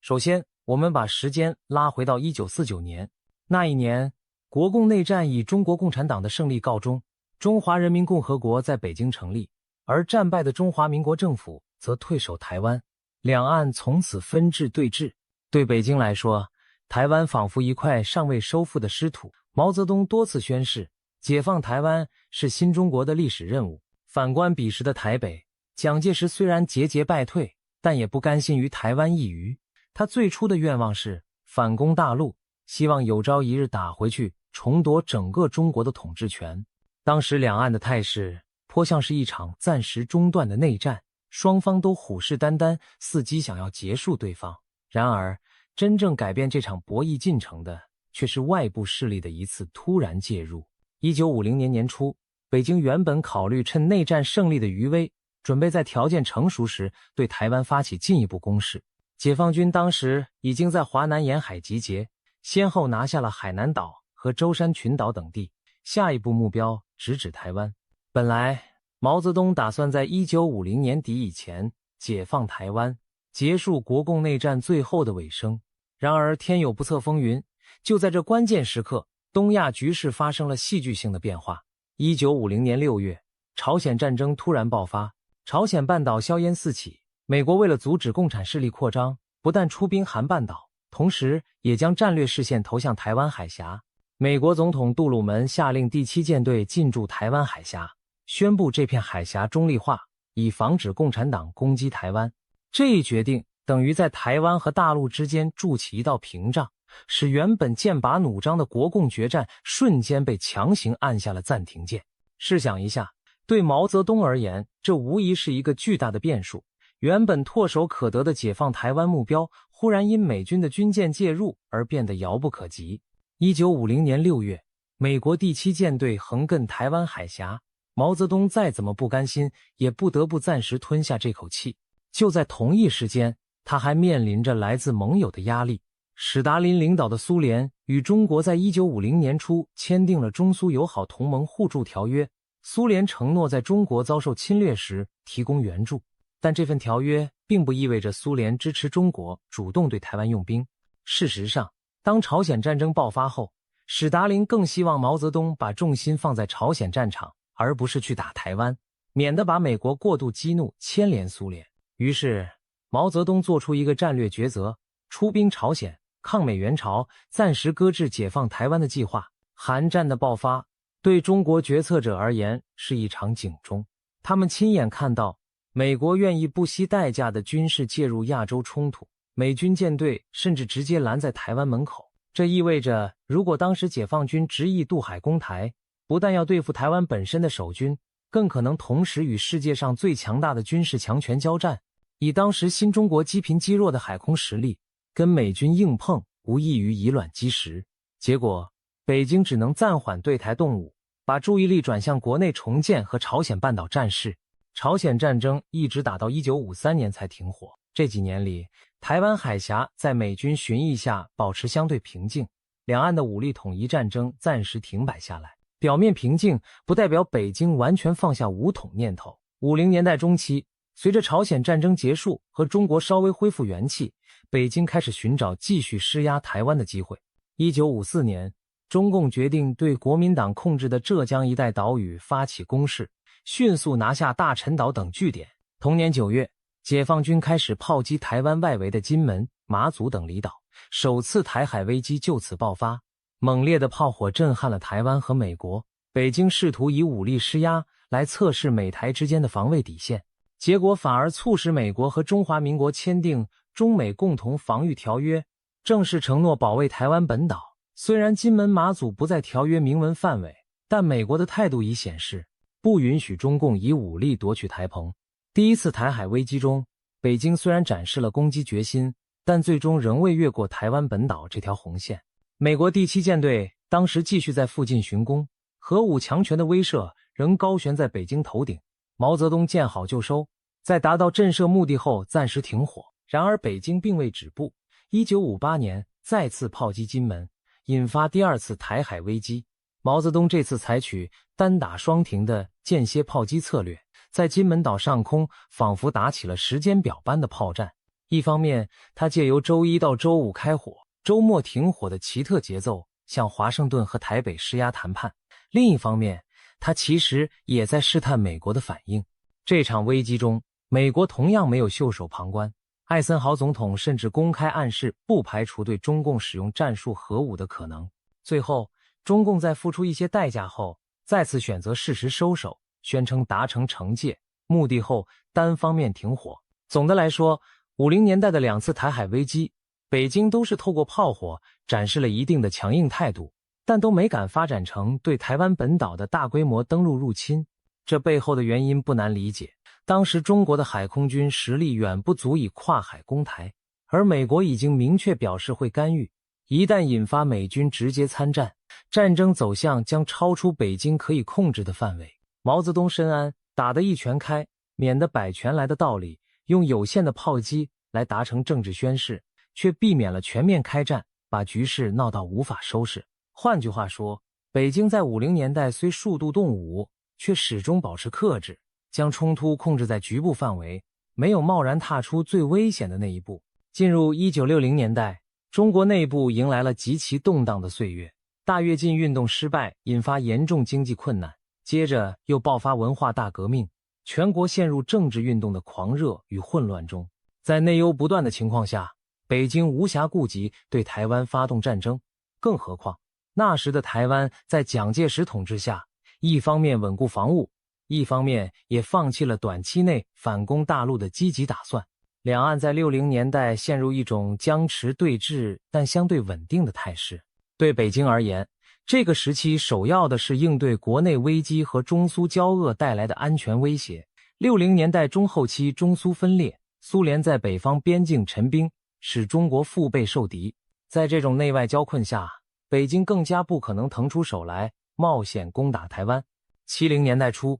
局势再次出现重大转折，中国经过文革的震荡后，开始寻求打破外交孤立的局面，而美国也在越战泥淖中希望拉拢中国制衡苏联，于是出现了举世瞩目的中美破冰。1971年，乒乓外交和基辛格秘密访华拉开序幕。1972年，美国总统尼克松访问北京，中美发表《上海公报》。在《上海公报》中，美国首次承认一个中国的原则，表示台湾是中国的一部分，这为后来中美建交奠定了基础。对北京来说，这是一个战略上的大胜利，透过外交手段，成功让美国在台湾问题上松动立场。既然美方已经承诺尊重中国统一的原则，那北京更没有理由此时突然对台湾动武，而坏了中美关系的大局。当时，中国领导人毛泽东、周恩来等人采取的是先搁置争议，争取国际支持的策略。他们对内部也表示，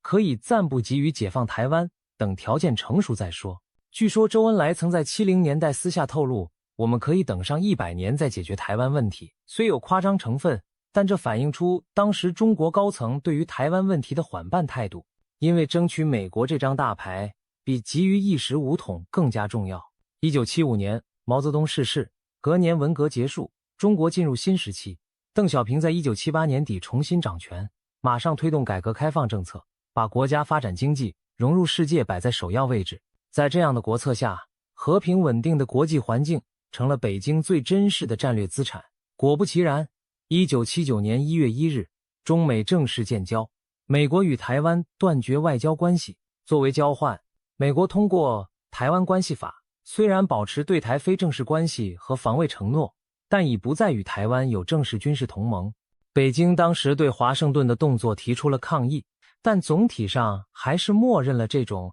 模糊但可接受的状态。同时，邓小平也对台湾释出善意，提出了著名的一国两制构想，希望以和平协商的方式实现统一，允许台湾保持高度自治，保留军队和原有制度不变等等。当时北京寄望以民族感情和经济利益说服台湾当局接受和平统一的谈判。换言之，70年代末到80年代，北京正式将和平统一、一国两制定为对台基本方针。既然路线转为和平统一，自然在可预见的将来都不会主动发动对台全面战争。在那段时期，北京更倾向于以统战和示好的方式来拉拢台湾，而不是以武力征服。对台湾来说，这段期间反而是军事压力较小的时光。国民党当局在80年代解严开放，两岸开始出现民间交流的萌芽，看起来统一似乎可以坐下来谈，不一定非打不可。然而，两岸关系并未就此一路坦途。1990年代初，海峡两岸都发生了重大变化。台湾在李登辉总统领导下逐渐走向民主化，本土意识和台湾人认同明显增强。而中国大陆则在经历89民运风波后，转向更强调维稳和民族主义的执政基调，双方的政治氛围愈发背道而驰。1995年，李登辉以中华民国总统身份访问美国康奈尔大学，引发北京强烈不满，认为这是对一中原则的冲击。北京担心台湾朝渐进式台独方向发展，决定对此亮剑示警。于是1995年到1996年之间，北京在台湾海峡进行了一系列导弹试射与军事演习，这就是震惊国际的第3次台海危机。解放军的飞弹落在台湾周边海域，意图警告台湾选民不要在1996年首次总统直选中支持李登辉，同时也是对美国干预的抗议。然而，这次北京的高压手段适得其反，台湾民心并未被吓倒，李登辉反而以高票当选。而美国则派出了2个航母战斗群驶入台海附近海域，以实际行动表明保卫台湾的决心。可以说，1996年的台海对峙把战争危险推到了新高点。许多人当时忧心忡忡，认为解放军会不会就此攻台，美军和中共在台海开战，气氛可谓剑拔弩张，似乎一触即发。然而最终，北京再次选择了克制。随着台湾大选结束，解放军于1996年3月停止了军演和试射，台海危机降温。事后来看，北京此举更像是一次下足演示和策略表态，并不是真的准备马上打过去。为什么这么说？因为当时中国虽然开始富强起来，但军力和美国比仍有巨大差距。一旦战事升级到直接对抗美军，中国极可能落败，甚至引发难以承受的后果。北京高层当然明白这一点，所以他们的策略是下阻但不开战，透过发射几枚导弹表明态度即可，没必要真的把自己逼上战场。并且他们也看到了美国迅速增援的反应能力，以及国际社会对他们武力威胁的谴责声浪，这让北京更清楚，在统一问题上操之过急，可能引火烧身。值得注意的是，1996年的危机反而促使中国下决心加速军事现代化，尤其是发展反介入能力，为将来可能的台海冲突做更充分准备。毕竟那次美军双航母现身，让北京深刻体认到与美军硬碰的难度，他们不想永远被美国海空军压制住。因此自90年代末起，解放军投入巨资研制反舰弹道飞弹、先进潜舰和战机，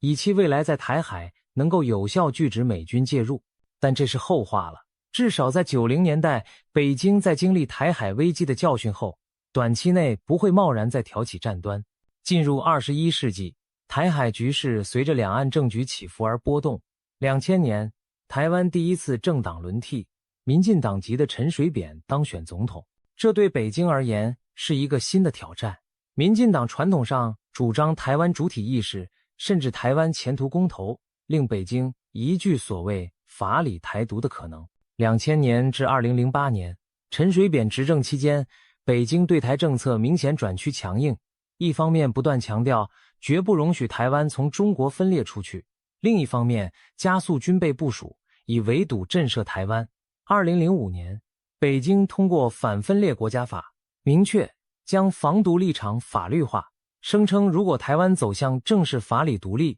或出现统一的非和平可能完全丧失，北京将不得不采取非和平方式解决台湾问题。这部法律等于是向台湾亮出武力统一的最后底线。同一时间，解放军持续在东南沿海增制飞弹，对准台湾，加强登陆作战演练等，台海之间弥漫着一股压力。然而，即便如此，北京在这段期间依然没有真正动手开战。一方面，陈水扁政府虽然踩红线试探，比如推动入联公投等，但毕竟没有正式宣布独立，共产党觉得还不到非打不可的程度。另一方面，美国小布什政府也多次警告台湾不要片面改变现状，等于在某种程度上管住了台湾。北京看在眼里，心中也有浅谙，只要台湾不正式独立，北京就还有耐心等下去，不必马上开战。于是这些年成为一场僵持的拉锯，北京不断积蓄实力和施压，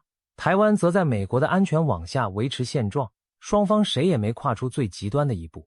2008年，台湾再度政党轮替，国民党的马英九总统上台后，采取了缓和两岸关系的路线。他承认9·2共识，反对台独，积极推动两岸经贸和交流合作。这段时期是两岸关系相对融洽的8年，北京暂时看到了和平统一的希望。海峡两岸签署了多项协议，开通直航、陆客观光，甚至在2015年实现了国共内战结束后领导人首次会晤。马习会。在这种氛围下，北京更没有理由去动武坏事。毕竟用和平统战、经济融合来拉拢台湾，比起打仗来得划算得多。当时中国大陆自身也在全力发展经济，提高国际影响力，他们巴不得国际环境和平稳定，不愿生乱。可以说，那几年武统二字几乎从大陆官方语境中淡出了，取而代之的是对台湾社会频频示好的柔性政策。北京的如意算盘是通过经济利益和人员往来，让台湾民心逐渐倾向大陆，为未来水到渠成的统一创造条件。当然，事情并未如他们所愿永久持续下去。2016年，台湾第3次政党轮替，民进党蔡英文总统上台，蔡英文拒绝明确承认9·2共识，两岸官方交流机制随即中断。北京对此非常不满，认为台湾现任政府在走向渐进台独，因此开始对台采取更强硬的多种手段。在外交上，不断从台湾手中挖走邦交国，压缩台湾的国际空间。在军事上，解放军战机军舰频频绕台巡航，派遣航空母舰穿越台海，展示武力存在。在舆论上，大陆媒体与网络上武统的声浪变得比以往更高。特别值得一提的是，2019年1月，习近平发表对台重要讲话，再次强调统一是历史必然趋势，不承诺放弃武力。同年，大陆对香港的态度也趋于强硬，后来更推行香港国安法，强势平息香港的抗争运动。这一系列动作使外界产生一个强烈印象：北京似乎正愈发强势自信，不惜以强硬手段维护国家领土与主权完整。不少人开始担心武力犯台会不会提上习近平的日程。尤其到了2022年，俄罗斯入侵乌克兰的战争爆发后，全球视线更聚焦在台海。很多分析把乌克兰比作台湾，把俄罗斯比作中国，猜测北京会否照着办。2022年8月，美国众议院议长裴洛西不顾北京警告，强行访问台湾，成为25年来访台层级最高的美国政要。此举激怒了北京。作为回应，解放军在裴洛西离台后，罕见地在台湾周边6大片海空域同时举行实弹军演，导弹直接飞越台湾上空，多艘军舰一度压过台湾海峡中线。这场大规模演习仿佛为台湾画下半月形的包围圈，一时间让人有种战争已经在门口的紧张感。许多观察家称之为第4次台海危机。然而，尽管态势逼真，最终它仍然只是一场演习，而非真的入侵行动。北京透过这次前所未有的军演，向华盛顿和台北强力示警，证明自己有实力在必要时瘫痪封锁台湾。但同时也可以看到，他们依然谨慎地将行动控制在演习层次，而没有真的跨过台湾领土一步。美国方面则相对克制，并未让军舰直接介入演习区，而是选择在周边监视。危机数天后平息，双方都适可而止。这再度说明，即便如今解放军军力大幅提升，北京在考虑对台动武时，仍然必须权衡美国可能的反应和战事风险，绝非可以轻易拍板决定。从上述历史脉络可以看出，中国大陆迟迟没有武统台湾，并非一时心软或忘了这档事，而是出于一连串冷峻的现实考量与精算。归纳起来，主要有以下几个关键原因。原因一，美国因素与国际介入的顾虑，这或许是最大的一道障碍。自朝鲜战争以来，美国对台海的态度始终强势明确，不允许中共以武力吞并台湾。从第7舰队进驻台海，到后来美台缔结防御条约，通过台湾关系法，乃至1996年出动双航母，美军高调巡航台海，美国的种种行动都向北京传递出同一个信号：若你动手，我就干预。尽管美国官方长期奉行所谓战略模糊，不明讲遇到中共攻台时会不会直接出兵，但这种刻意模糊本身也是一种下阻战略，让北京无法掉以轻心。对北京来说，最忌惮的莫过于同时和美日等多国开战。台湾问题若引发中美日的大规模战争，那将是灾难性的，甚至可能演变成核冲突。在这种风险下，北京历届领导人都十分小心，避免做出会直接触发美日军事回应的举动。他们心知肚明，一旦引来美军干涉，武力统一的胜算和成本将不可同日而语。美国强大的军事投射能力、同盟体系和经济制裁手段，足以让中国一场战争的成果得不偿失。打个比方，如果没有外力介入，中国或许有信心在付出巨大代价下拿下台湾。但如果美国也卷进来，中国不但可能军事上打不赢，还会面临国际全面制裁封锁，经济倒退数十年，政权甚至可能不稳。这笔账北京当局不能不算，所以多年来他们对美国动向密切关注，小心翼翼地在台海问题上走钢丝。每当美国国内对台强硬声调上升，比如最近几年一些政客鼓吹防止台湾被侵略，或邀请台湾高层访问等，北京都不敢掉以轻心，生怕美国会不会突然改变策略，给台湾正式安全承诺。从北京视角看，美国是一只搅局的巨兽，一旦招惹，后果难料。因此，只要美国态度不松动，北京便不敢对台湾轻启战端。反过来说，北京也一直在观望等待美国哪天可能因自身问题而减少干预，或者国际局势出现有利于中共的改变。在他们眼中，美国的力量虽大，但未必能永远保持优势，或许在未来的某个时刻犯下战略错误，或陷入内部分裂。这又连接到后面的长期战略观点，我们稍后再谈。总之，美国因素是中国迟迟不敢动武的一座大山，不搬开它之前，轻举妄动只会撞得头破血流。北京很清楚这一点。原因二：战争高风险与不确定性。还记得毛泽东的话，战争一旦开始，其结果往往超出发起者的掌控。这句话在现代依然是真理。任何发动战争的人都无法100%预料战局如何发展，尤其对于武力犯台这种规模的战争，北京决策者深知其中变数之多。台湾问题牵涉的不只是两岸，更有可能是区域乃至全球战争。一旦开打，就没有轻易喊停的按钮。战争是把双刃剑，赢了或许一统山河，输了则可能满盘皆输，甚至危及政权生存。对中共而言，最噩梦的情景莫过于战事陷入僵局甚至失败，那将严重动摇中共执政的合法性。因此，除非有十足胜算，他们不敢轻启战端。就算排除外国介入，两岸开战本身也充满不确定。台湾的防卫能力虽不如解放军，但也不是不堪一击。岛上地形复杂，多山多丘陵，适合防御作战。台军经过多年准备，部署了大量的飞弹、雷达和不对称作战武器。刺猬战略就是要让解放军登岛后步步血路，更别提台湾民众对外来武力大多抱持抵抗态度。万一中共登陆成功，也可能面临漫长的城市巷战和游击抵抗。那些年轻人也许平时对政治冷感，但真到外敌入侵、家园被轰炸时，多数人是会拿起武器保卫家乡的。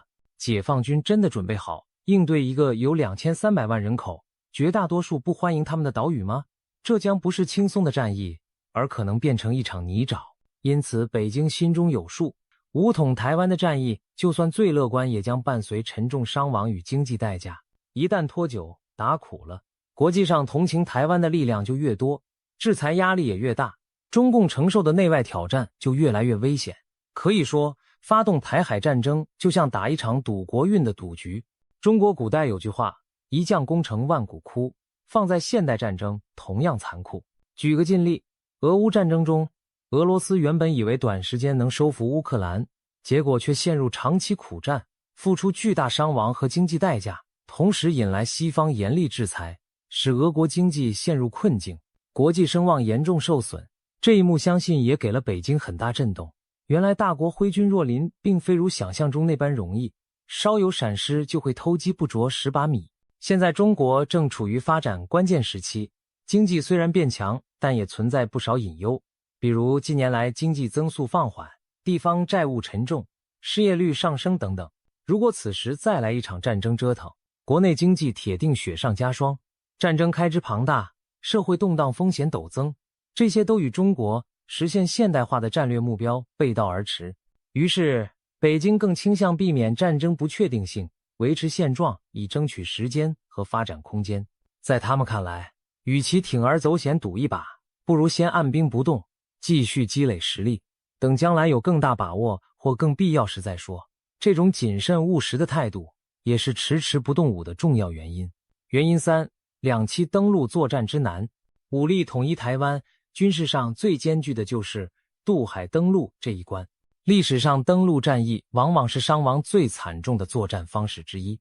不论是二战盟军诺曼底登陆，或更早的日俄战争旅顺登陆，都证明面对顽强防守时，登陆军队要付出数倍甚至10数倍于守军的伤亡，才能攻下滩头阵地。对今天的解放军而言，攻台湾所需面临的挑战，比历史上任何登陆战都有过之而无不及。首先，台湾海峡平均约160公里宽，解放军数十万部队、上千艘船艇跨越这段距离，本身就是一项浩大的工程。在漫长的航程中，他们将暴露于台湾的反舰飞弹、潜艇和空中打击之下，一不小心运输船团就可能损失惨重。其次，即便顺利抵达台湾本岛，登陆地点也极为有限。台湾西部虽有几处适合登陆的滩头，但台军早已在这些地点加强守备，布满了地雷、钢桩和火力点，解放军攻上岸头，很可能陷入血战。再者，台湾地形中部有中央山脉，城市多半沿西部平原分布，就算解放军突破滩头登陆，还得面临城市攻坚战和山区围剿战。台军和民防部队可以利用熟悉的地形节节抵抗，把战线拉长拖久。想象一下，巷战中每一条街巷都可能变成狙击手和路边炸弹的陷阱，山区丛林中则可能出现源源不断的游击伏击。如此高难度的攻防，对解放军这支多年没打过现代化大仗的军队来说，将是前所未遇的严苛考验。虽然解放军近年演练了大量登陆科目，也新造了多艘两栖攻击舰、气垫船等装备，但演习毕竟不同于真战场。何况台湾还有不少先进武器，像是远程反舰飞弹、高性能战机、防空飞弹等等，这些都会增加解放军两栖作战的变数和难度。北京不是不清楚这其中水有多深，因此他们一直在强化攻台能力，但也在寻找其他更聪明的战法。比如，有人推测北京若动手，可能选择围而不打，即先对台实施海空封锁，切断台湾对外联系，逼迫台湾在缺粮少电的困境下就范，而不一定立即全面登陆。这种战法看似可以降低伤亡，但同样有风险。封锁本身就已经是战争行为，也很可能引来美日介入，拖久了国际救援力量介入，反而夜长梦多。所以无论怎样，真正攻台的军事挑战都大到让人望而生畏。正因为解放军将领心中有数，他们绝对不会像一些网络军迷那样头脑发热，以为3天2头就能挥师台北。中国军方其实相当重视，不打无把握之仗，过去几十年能不开战就尽量避免，何况对手还是难啃的台湾。因此，除非他们觉得胜券在握，否则短期内难下定决心轻启战端。原因4，国内经济与政治的权衡。除了外部和军事因素，北京对台动武与否也深受自身内部情况的影响。改革开放以来，中国共产党的执政合法性很大程度上建立在经济发展和社会稳定之上。邓小平有句名言，发展才是硬道理。为了发展经济，北京愿意暂时搁置一些争端，忍辱负重也在所不惜。台湾问题在邓小平时代就被明确指出，不着急解决，因为中央需要把精力放在改善民生、提高国力上。直到今天，经济建设仍是中国政府的核心任务。武统台湾毫无疑问会对经济造成巨大冲击，不仅战争开支庞大，而且西方世界势必施加严厉制裁，国际市场也会对中国避之唯恐不及。看看俄罗斯在乌克兰战争后多少外资撤离，经济倒退，人民生活受到影响。中国作为全球第2大经济体，与世界高度交融，一旦卷入战火，后果将更为严重。中共高层当然不愿轻易葬送几十年辛苦累积的经济成果，所以从经济现实角度，暂不动武其实也是在保全自己发展的机会窗口。再来看政治层面，中国共产党虽然对内高压统治，但对民意，尤其是民族主义情绪也不是全然不顾。武统台湾在大陆网络上常被一些激进民族主义者鼓吹，然而真让这些人上战场，恐怕未必人人愿意。更何况中国自1979年以来都没有经历过大规模战争，年轻一代几乎没有作战经验。如果一旦开战，出现大量伤亡或战事不顺，国内舆论场上的爱国激情可能瞬间反转为对政府的不满。中国实行一胎政策多年，很多家庭就这么一个孩子，假如儿子战死沙场，那种悲愤是可想而知的。中共过去也打过一些局部战争，例如1979年对越自卫反击战，当时伤亡不菲，在国内引发过一些质疑声。那场战事中共还可以宣称是自卫反击，有理有据，但如果攻打台湾，宣传上虽然说是内政问题，但毕竟是主动出击，难免让部分老百姓心生疑虑，为什么非现在打不可？一旦战况胶着，损失增大，人民的反战情绪可能高涨，甚至动摇对政府的信心。中共政权向来将维护稳定压倒一切，奉为金科玉律，绝不会冒险去做一件可能引发国内大震荡的事，除非他们判断不打不行，或者未来更没机会，不然通常会往稳妥路线选择。另一方面也要看到，中共的政治合法性确实与统一使命绑在一起。中共经常宣传自己是实现民族复兴、结束近代屈辱的领导力量，把完成祖国统一视作一项历史任务。统一台湾在中国大陆民间具有相当的民意基础，许多人从小受教育都认为台湾是中国领土的一部分，最终必须回归。所以北京不能说不统一就不统一了，那会遭到国内民族主义舆论的反扑，也有辱中共历代领导人的承诺。因此他们对台湾问题的官方态度永远是强硬不放弃的，同时塑造一种终将统一的历史必然感。但需要注意的是，宣誓归宣誓，真正决策上却可以灵活调整。中共可以把统一的时间表一拖再拖，而不明确给出期限。只要国内大多数人仍相信政府终究会统一台湾，暂时不打并不至于伤筋动骨。毕竟对普通老百姓而言，日子能安稳过，经济能成长，比打仗更实在。所以中共在宣传上把不放弃武力挂在嘴边，以堵住民族主义者的嘴，但实际行动上却是能不打就不打，争取在和平环境下搞建设。这种平衡术他们运用得相当娴熟。当然一旦形势变了，例如台湾真的宣布独立或内部发生巨变，那北京恐怕会认为非打不可，以维护政权威信。但至少目前台湾虽走向本土意识，但仍维持现状，这给了北京继续等待的借口和空间。可以说，中共领导层对内部经济和政治的权衡，使他们倾向于将统一台湾的问题放在未来，以较低成本的方式逐步推进，而不愿现在就承担巨大风险去强取。原因5：以拖代变的长期战略。总体来讲，北京处理台湾问题的心法可以用4个字概括：以拖代变。这其实从毛泽东时代就开始萌芽。早在1950年代中期，毛泽东在一次谈话中提及台湾问题时就曾说过，我们可以等。后来邓小平更明确提出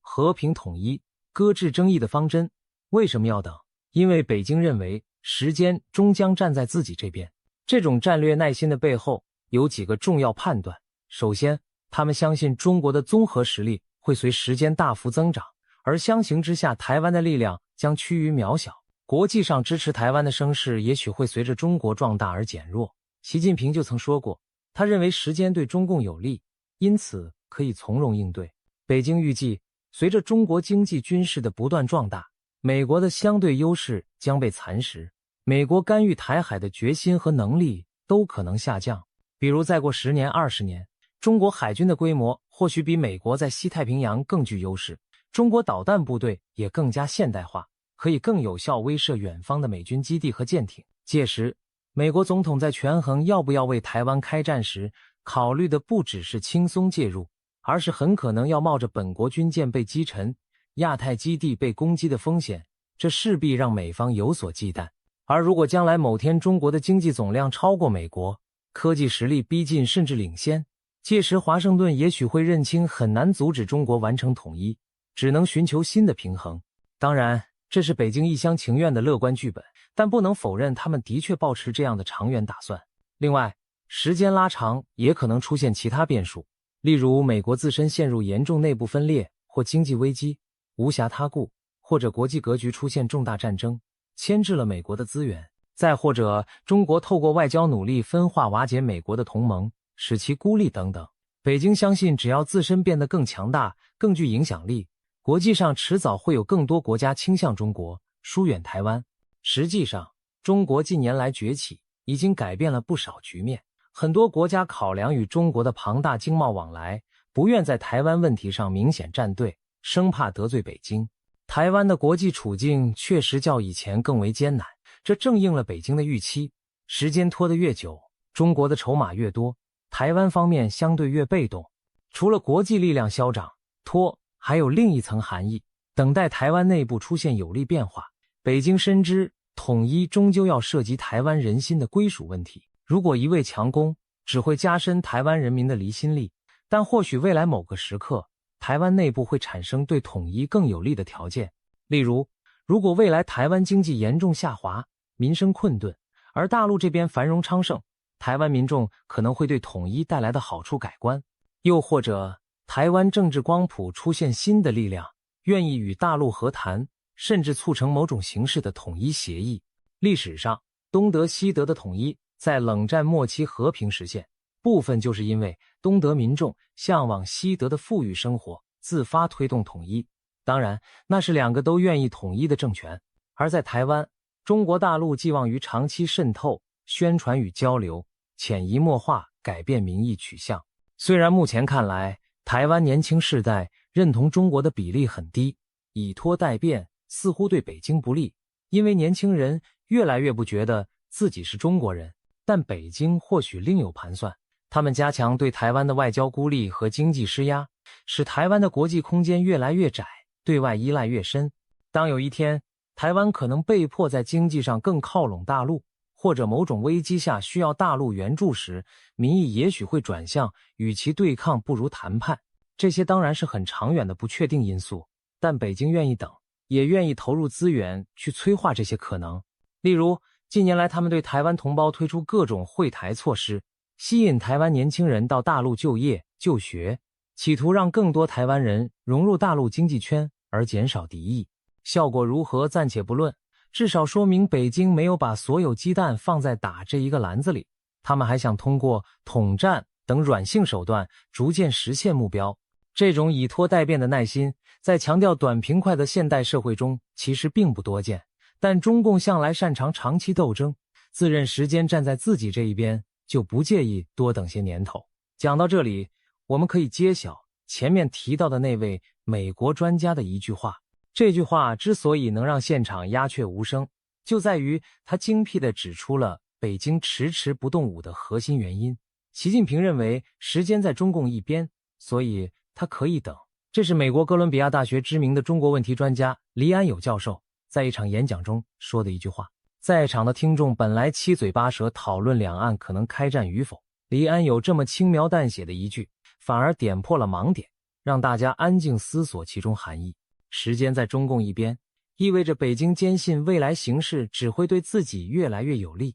无需现在孤注一掷去赌一场胜负未卜的战争。换言之，北京有耐心，也有定力等待，因为他们看到光阴会磨平台湾的抵抗，增强自己的实力。黎安友的这句评语几乎就是对北京战略思维的精准翻译。他的确道出了中国大陆迟迟不开战的真正原因，不是不想统一，而是认为不必急着统一。对岸领导人心里有本账，和平岁月每多过一年，中国大陆的国力军力就更上一层楼。相对的，美国也许更疲态毕露，台湾也许更难支撑，何乐而不为呢？当然，时间战这个东西，从不同视角看，或许结论相反。站在台湾这边，时间真的对中共有利吗？还是说，时间换来的是台湾民主意识更强，本土认同更高，统一更无望。这点或许北京和台北各自有本账，但无论如何，至少北京自己相信时间在他那边，所以北京选择不开第一枪。李安有短短一句话，让我们触及到了这场拉锯背后最深层的逻辑，那就是坚持不战，静待花开。这也是中国传统兵法所说的以逸待劳，思维在新时代的体现。那么，有了这层理解后，我们再回到标题的问题，70多年了，中国为何还没统一台湾？答案可以说是综合以上种种原因的一个结果，因为时机未到。北京自己认为统一的最佳时机尚未出现，他们宁可保持现状，也不愿铤而走险。而在这等待的过程中，他们一方面持续压制所谓台独倾向，不让台湾往独立方向越走越远，另一方面又积极发展国力军力，希望将来能以更大优势争取统一。至于究竟哪一天才算时机成熟，北京从未明言，但常有人猜测，例如2035年、2049年等节点可能是他们心中的目标。2035年是中共设定实现基本现代化的年份，2049年则是中华人民共和国成立100周年。有人认为中共不想将统一台湾这个历史任务交给下一个世纪，所以2049前后很可能会有动作。不过也有观点认为北京可能更晚才会动手，因为它能拖则拖，能不战而屈人之兵是最佳选项。说不定到那时，两岸在某种新格局下和平统一了呢。虽然目前看来几乎不可能，但几十年世事变幻，谁又说得准？北京愿意怀抱这样的乐观，同时暗中做最坏的准备。对台湾而言，理解了北京的盘算，反倒更需要自我警惕和努力。拖延战术对北京有利，时间却未必对台湾有利。台湾不能因为短期内和平无事就松懈防备，也不能过度依赖外援而忽视自身强韧。毕竟北京的耐心不代表会无限期等待下去，一旦他判断外部条件有利，胜算在握，仍可能铤而走险。在近年来的舆论中，我们也看到有武统派在鼓噪认为不该等太久，免得夜长梦多。习近平本人则多次强调台湾问题不容世世代代拖下去。可见北京虽然暂缓动武，但内部也有统一不能无限拖延的压力。在中共党内，实现统一被视作历史工业，谁完成了就能名留青史。反之，若一直完不成，后人也许怪罪其怠惰。所以未来某个时点，如果习近平或继任者觉得拖无可拖，或者出于内部政治需要用一场民族大业来凝聚人心，那战端可能就此打开。因此，台湾方面除了仰赖国际支持，更重要的是壮大自我防卫决心和能力，把让对方付出高昂代价的门槛筑得越高，战争就越难发生。和平不是别人恩赐的，而是靠实力和智慧撑出的平衡。回望过去70多年的两岸关系史，一直是在战争与和平之间拉锯，尽管几度风高浪急，但总算没有真的失控酿成大战。这背后的原因，我们细数起来，有国际力量的制衡，有双方军力的较量，有领导人算计权衡的结果，更有人心向背的作用。北京迟迟未对台湾开战，表面看或许有人说是畏惧或谨慎，但实际上是权衡利弊后的一种理性选择。战争从来不是儿戏，更不是解决问题的最佳方案，至少对于精明的决策者而言是如此。中共当局深谙孙子兵法，上兵伐谋之道，能不战而屈人之兵，何乐不为？他们希望在不开战的情况下最终实现统一，这既省去了战火风险，又能保全实力，一举两得。因此在可以忍耐的范围内，他们会一再忍耐。只是对台湾而言，这种持续的压力和悬而未决的状态或许也是一种煎熬。我们当然乐见和平，但也必须未雨绸缪，确保自己不会因一时大意而陷入险境。展望未来的台海，情势依旧充满变数。一方面，中国的国力军力还在增长，统一的硬实力筹码越来越多；另一方面，台湾的主体意识和国际支持也在增强，反制对方的联盟亦逐步成型。这场耐力赛究竟谁能笑到最后，目前尚难定论，但可以确信的是，只要双方都保持理性克制，不轻易越过彼此的红线，战争就有望继续避免。而在这段宝贵的和平时间里，台湾更应该强化自身，拓展国际合作，让对方即便日益强大，也始终投鼠忌器，不敢贸然动武。要让北京永远算出动武不值得，和平才有保障。或许有一天，两岸能在更稳定平等的环境下寻求新的相处之道，甚至找到彼此都可接受的统一或和平共存方案，那将是最理想的结局。然而，在达到那一天之前，这70多年的博弈还将持续下去。中国迟迟不统一台湾，背后有诸多精密盘算，而台湾之所以仍能维持自由生活至今，也同样是各方努力与幸运的结果。历史的长河奔流不息，台海这盘棋尚未下完。我们希望未来的篇章不会写满硝烟，而是能在理性与对话中寻得转机。但无论如何，了解彼此的想法与顾忌，正是避免误判冲突的关键。今天我们所分析的，正是希望让更多人明白，战争从不是单纯魄力问题，更是冷峻利益计算下的最后选项。70多年来，北京之所以按兵不动，道理或许就藏在那句简单的话里：时间站在他那边。未来，时间究竟会带来统一，亦或永久的分治，唯有时间本身能给出答案。在那之前，我们只能继续见招拆招，在这场没有硝烟的拉锯战中坚定走下去。